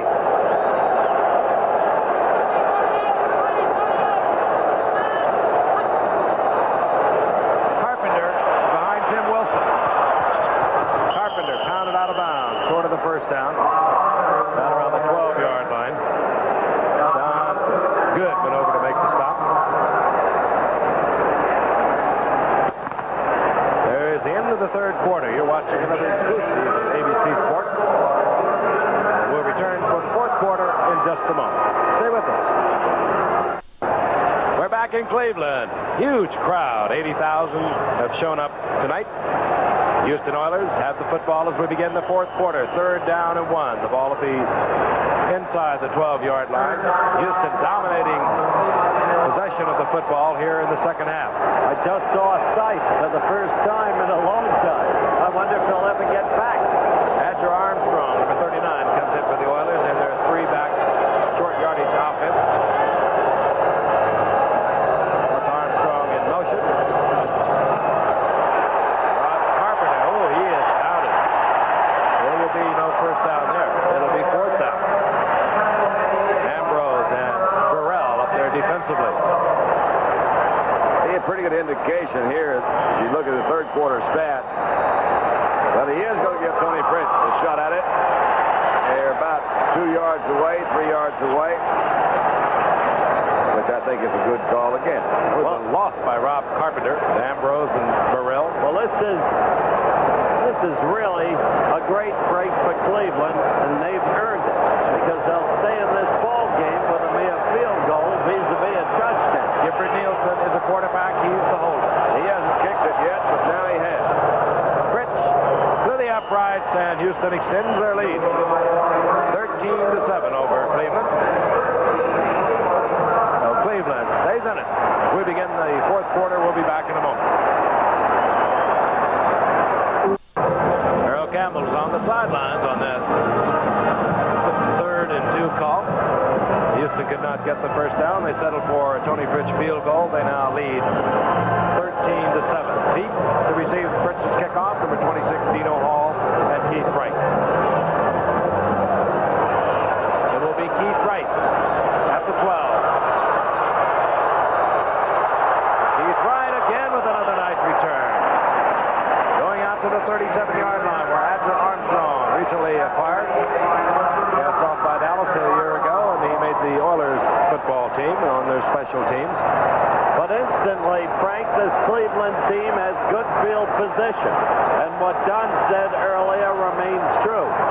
Fritz's kickoffs have been absurdly poor for a professional and give Cleveland the opportunity immediately to get back. At the 37, Calvin Hill is in there with Mike Pruitt. The sight goes to the air. And it's complete to Reggie Rucker. And Rucker dances down the sidelines, out of bounds at the 43-yard line. Gain of 6, it'll be 2nd and 4. Mike Reinfeld made the stop for Houston. You know, they're trying to put Reggie Rucker in a back seat as you look at his graphic there. The man has great hands. He has great moves. They're trying to bring in their number 2 draft choice of a year ago, Willis Adams, to replace him. But there's no way at this stage of Adams' career that he can do the things Rucker, with his experience, can do. I would sure use Ozzie Newsome if I was quarterback. Man, is he a good receiver in that tight end position. Sight, play action to the left. In trouble. Dick throws it up, and very wisely he got rid of it in an open area as he was being pursued by Billy Cope. It's not been one of Brian's better nights passing, I don't think. He seems a little bit tentative. I don't know really why. They're putting a pretty good rush on him, but really and truly, he's kept Ozzie Newsome in the block most of the night. And I think Newsome, along with Logan, are 2 of the really top receivers in the league right now. Reggie Rucker, of course, as you mentioned, Howard, has had some great years here. Kind of surprised a lot of folks. Didn't think he would make it in the league. He's had a great career. He's got some really good outside receivers. But Ozzie Newsome is the guy that both of you folks, they don't have very many of those. He's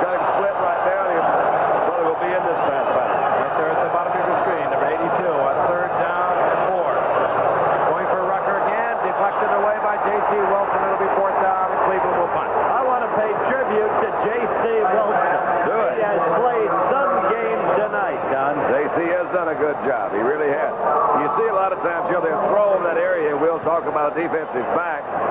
A lot of times the offense, their plan was to work over on that side. They don't want to go over to the other side. Maybe that's true, maybe that's not. Whatever their plan was, JC has been equal to the task. Here's Johnny Evans, and here's Carl Roaches. Roaches at his 13-yard line. All right.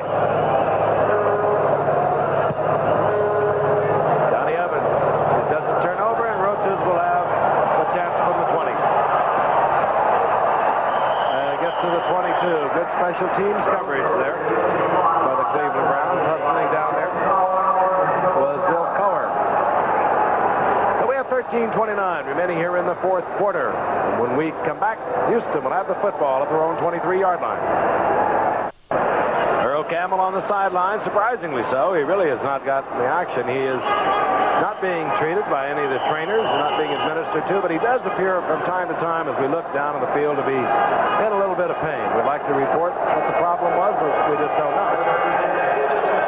But he stays out. Rob Carpenter, single set back for the Oilers. First down and 10. The ball at the 22-yard line of the Houston Oilers. Here comes Carpenter. Gets to the inside. Nothing doing there. Goes to the outside. Nothing doing there. Don Good makes a stop. Maybe a loss of a yard. It'll be second down and 11. You got to remember the pattern of the Cleveland Browns. As you just looked at Don Good, a first-rate linebacker who in San Diego's plethora of linebackers couldn't survive, but he can play. Cleveland only needs one break, and they're the kind of team off last year that can capitalize. It's now Coleman, 47, and Tim Wilson, 45. The setback for the Oilers. Second down and 11. Coleman gets the call in a big opening, and Coleman up for a first down out to the 34-yard line, upended there by Oliver Davis. That was a big hole. That thing opened up really well over on the left side. And that man can do a lot of things, Don. He is indeed the Preston Pearson of the Houston Oilers. That was Leon Gray and David Carter's side of that Oiler offense, and they opened up a pretty big hole over there. Ripped in there in pretty good shape. Renfro, 82. Johnson, 84. Wide receivers at the top of your screen on first and 10. Ronnie Coleman gets the call. Gets maybe 3 out of it. It's second down and 7 out to the 37-yard line. The only report we've gotten, Frank, and I've just received it, on Campbell still being on the sidelines is he did lose a portion of his bridge. But I don't see the relevancy to the absence of his presence on the gridiron. I'm sure there is a problem. Of course. I'm sure it's not his tooth. Bridge. Second down, 7.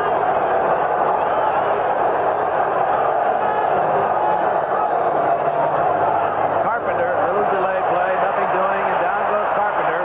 Marshall Harris was in there first. Marshall Harris, we told you throughout the telecast, filling in for an injured Jerry Shirk tonight. There he is, first-year man out of TCU, 8th-round draft pick a year ago with the Jets. They released him. He started tonight. There's no way you can measure the importance of the absence of Jerry Shirk. He is the key to the whole Cleveland defense. A great veteran and himself a tremendous story. We'll get to that when we have time. Ronnie Coleman comes in. Number 47, like Rob Carpenter, number 26, a good receiver. Third down, 7. Stabler to the air. Carpenter, he'll get the first down. And Leon Gray running right side by side with Carpenter as Carpenter takes it to the 45 of the Browns. Davis again, defensively for Cleveland. Good move by Carpenter. It's one of those situations where the screen that you see trying to be set up here, ordinarily these screens are set up to be led to the outside. Carpenter saw a little cut back to the inside. It opened up. And he says, I'm not going to wait on anybody. He was trying to get, big Leon Gray was trying to get out in front of him, and Rob wouldn't wait. He said, I can't wait on Leon. I got to go. Picked up the first down. At the 45-yard line of the Browns. Houston ahead of Cleveland, 13-7 in an AFC Central game. Here comes Carpenter. This time he takes it to the outside and picks up about 4. It'll be second down and 6. Cleveland on this play. Seems to me, maybe it's just the last 2 or 3 plays, but Darden has been tackling everybody pretty high. What do you think he does that? They usually tell those defensive backs to come in and try to clip them around the knees, but Darden kind of hits them up there around shoulder length. Well, he's concerned about the rules. Rules? The rules. What does that mean? Got to be careful about hitting a guy low these days. Oh, come on. Come on. 2nd and 6. 41-yard line, Cleveland Browns.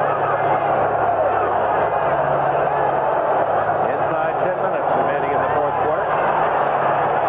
Stabler tried to go to Barber, checked off, hit Billy Johnson. He has it for a first down, number 27.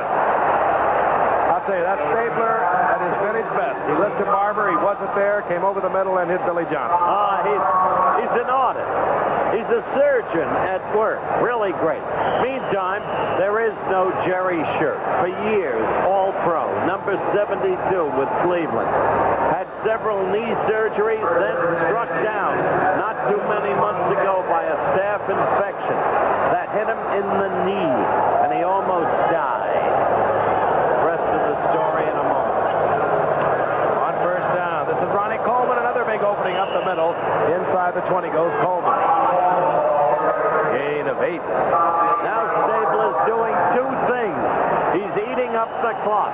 He's using a possession and control offense. And at the same time, he is ripping them apart because the Cleveland defense has been out there a long time this half, and they're afflicted with fatigue. Well, they are. He's also taking advantage of some like Henry Bradley in there at defensive tackle. Some young guys in that Cleveland defensive line. They're not used to this. 2nd down, long 2. Ronnie Coleman whoops it, goes down. He'll lose a couple out to the 21-yard line. Meanwhile, Earl Campbell continues to pace the sidelines. Nothing apparently wrong with him, but he has not been playing much here in the second half at all. Has not been involved in this drive whatsoever. But they are now within Fritch's range gift, and a field goal at this point with 8 minutes left is as good as a touchdown. There was a loss of 3, so it'll be 3rd down and 5. The ball at the 21-yard line. Ronnie Coleman comes in, 47. Carpenter, 26. They're both good receivers. Casper is in there at tight end, number 88.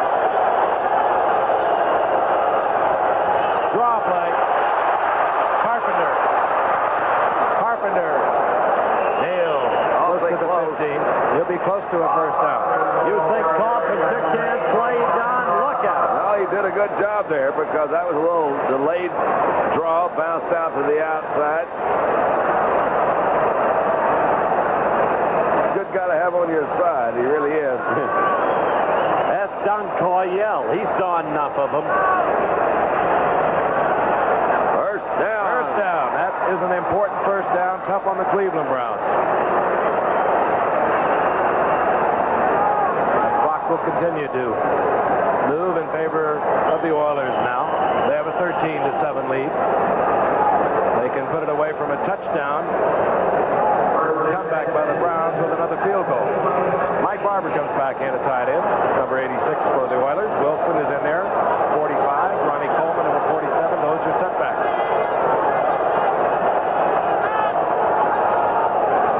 On first down, Stabler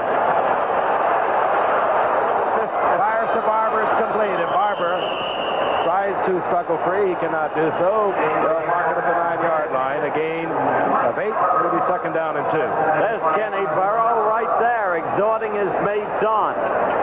It's a pity he's got to stay out 4 weeks, Frank, because he said he thinks he'll be ready to go in 2. They said it wasn't as bad as they thought. They had it in cast. They took that off yesterday. I guess it was. Stretched ligaments, and says he feels fine. Sam Bertigliano in a tough division, this AFC Central. Oh.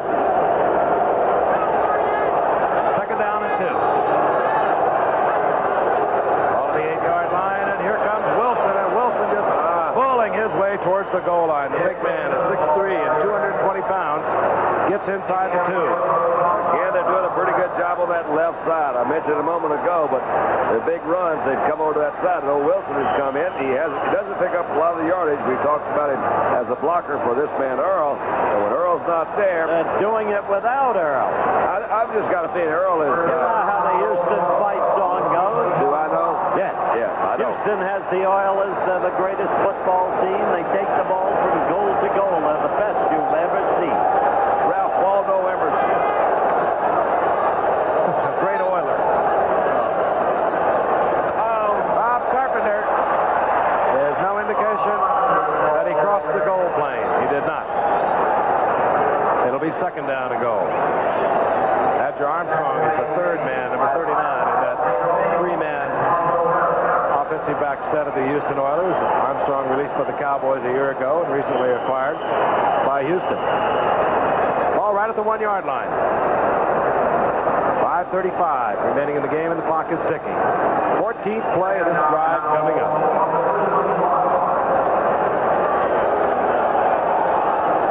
Carpenter 26, Wilson 45, Armstrong 39. Carpenter, and again no indication that he broke the plane. Well, I thought he did that time. Yeah, I thought he was in there cleanly. He didn't fumble, did he? I think there'd have been much more commotion had he fumbled. Boy, does that face register a lot. Sam Rutigliano. Now mark it right at the goal line. About as close as you can get it. And it'll be third down. Meanwhile, the seconds tick away. I saw David Carter, the big right left guard, go out.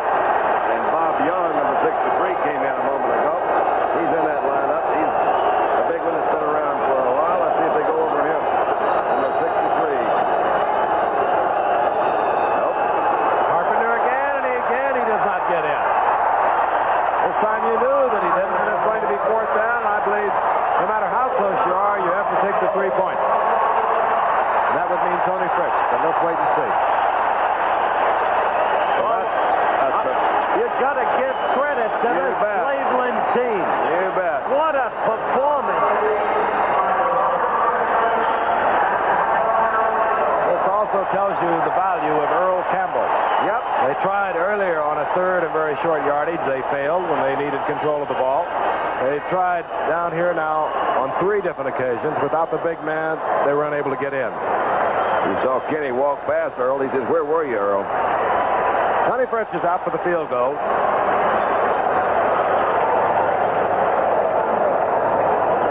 Sam Rutigliano has to be proud of the defensive effort. He sure does. And I think you saw it in his face. There is still a slight vestige of hope. Maybe it'll be a bad snap. Maybe Fritz will miss it. They were a little bit too close. They want to get back a little bit further. I think he took it on purpose. Absolutely. Delay the game penalty. Could well be. I'll back it up. Time 4:17. Of course, Cleveland can decline the penalty. That's true. No, delay of the game. No, I guess they did. They did. I thought that was an automatic. Delay offense. The distance count is being declined. So Tony will have to kick it from there whether he likes it or not. Give Nielsen the holder. I'd call timeout, bring in Earl. That would be funny, wouldn't it? Yeah. We'll show you. I'd say, wait a minute. Oh, you don't want me to kick it back here? Watch this. Timeout. Come here, Earl. Wham.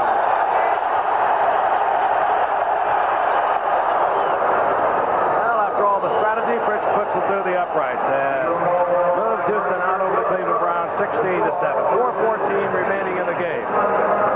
And a tough piece of real estate coming up for the Cleveland Browns when we come back. That's the story from Cleveland Stadium before 80,000 Cleveland fans. Oilers out on top 16-7. Tony Fritz set the kickoff. He just hit a chip shot to put the Oilers more than a touchdown away from a Cleveland Brown comeback. Deep for Cleveland. 26 is Dino Hall. Keith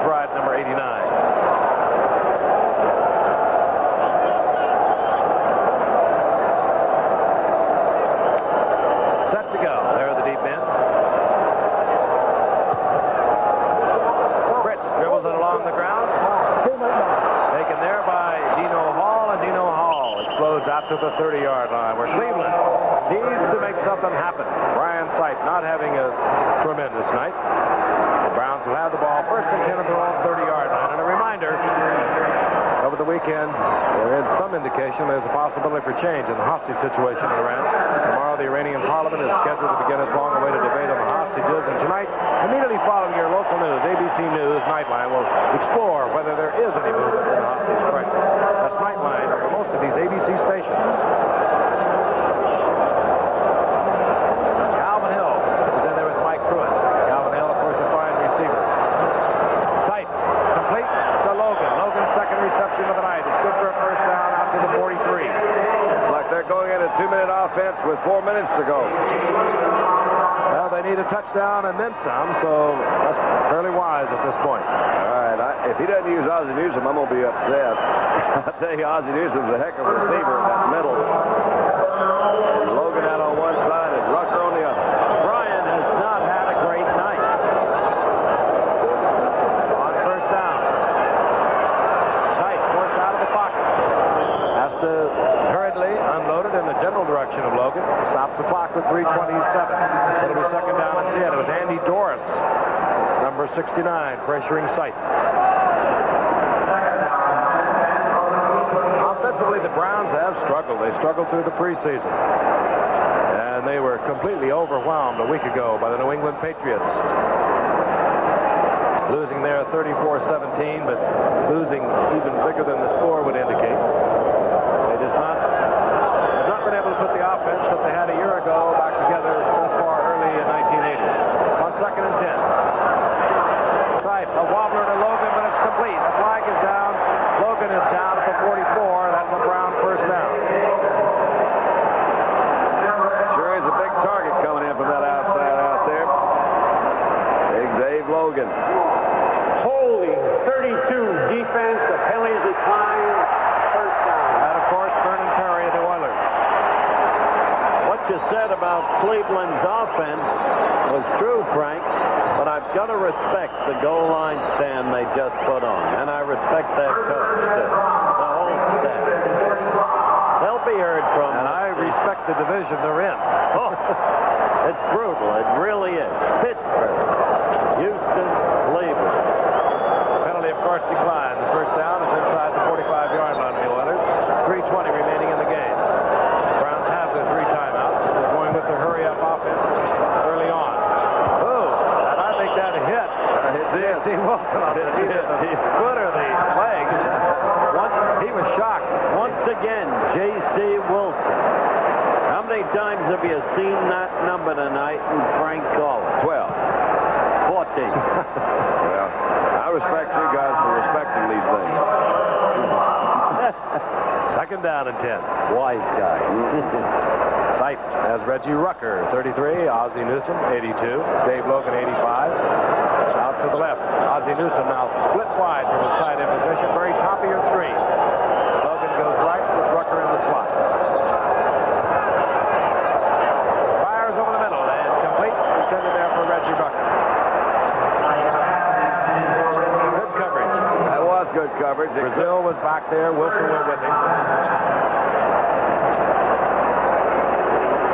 3rd and 10. That tells a little bit of the story. Yep. But he has not had that many opportunities as Houston has played solid, slow, ball control football here in the second half. Kenny Stabler football. 3rd and 10. Newsome again, split out to the left. He attracts Greg Stemrick defensively out there. Stemrick moves right up on him. You can see the top of your screen. Movement on the part of the Browns offensive line. Looks like Cody Reiser. I believe that's right. Rised up. When you're 6'7", it's hard to hide out there when you jump offside.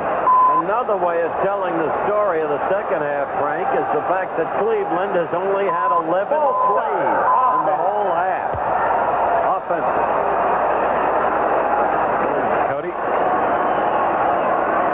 7th round pick. Made the all-rookie team a year ago. Became a starter for the Browns after 6 games as part of the offensive unit that helped Brian Sipe to his best year ever. That makes it third down and 15. False start, moving before the snap. 63, offense, third down. 3:08 on the clock now. Cleveland needs one on this drive. They need something on this play. They try Newsom. Bottom of your screen to the right this time. Rucker and Logan split to the left. Tight. Fires. Picked off. Should be Vernon Perry. No, it is not. Hey, Jack Tatum, who comes in as the fifth man, but Vernon Perry was right there with him. So Jack Tatum, acquired in the offseason for some draft picks from the Oakland Raiders, comes up with a big play for Houston. Just really the good defensive coverage. They were all over him. Bryant tries to force it in there. And sure enough, Tatum does have hands where he can catch it. So Brian Sipe tried to force one in. Jack Tatum comes up with his second interception of the season. We'll be back in a moment.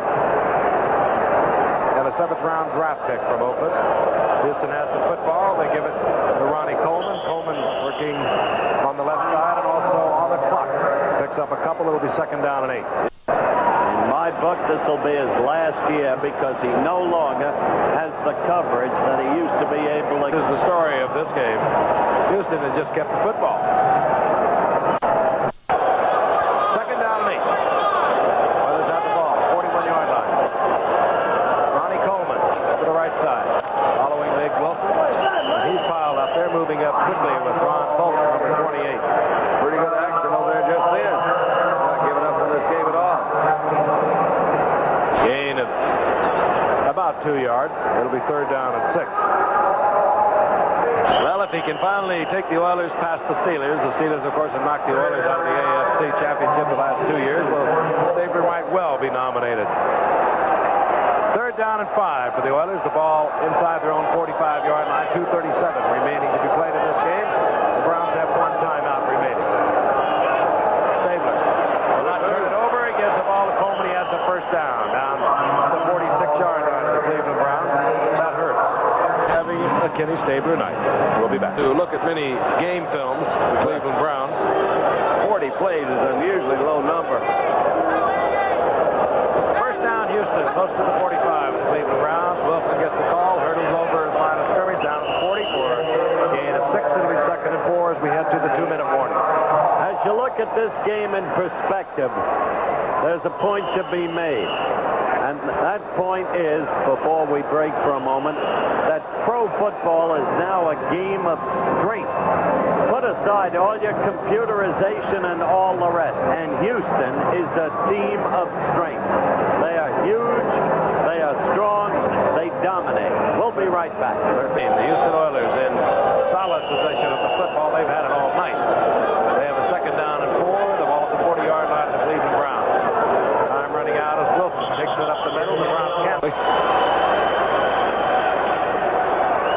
And we will be in Philadelphia next Monday night for the Giants and the Philadelphia Eagles against the Cardinals. Meanwhile, the Oilers continue to work on the clock with a commanding 16-7 lead. They give the ball to Ronnie Coleman. It'll be fourth down and short. And I remind you again, stay tuned for ABC News Nightline coming your way 30 minutes after this telecast is over at 11:30. Not a lot of yards necessarily. 178. That's a good night, but not a great night as far as yardage is concerned. But he did control the ball. Cliff Parsley will punt for Houston. Deep is Keith Wright for the Cleveland Browns. Wright bobbles it, takes it at the 5. And didn't get out of it. Well, they stopped the clock on change of teams, change of possession. So we have 15 seconds. And the Browns down 16. The Bengals twice. Plus they have to face Seattle, Kansas City, Tampa, Denver, New England, Chicago, the Jets, Green. They play the Bengals twice. They play the Steelers twice. This is a tough division, the AFC Central. Sight fires to Newsom. There you are, Don. I've been waiting for him to throw to Newsom all night. I'm telling you, he's a good receiver. They will not get another play off. He'll not catch another. And that's it. Once again, the final score, Houston defeating Cleveland 16-7. Travel arrangements made through and a promotional fee paid by United Airlines. United flies more people to Hawaii than any other airline. That's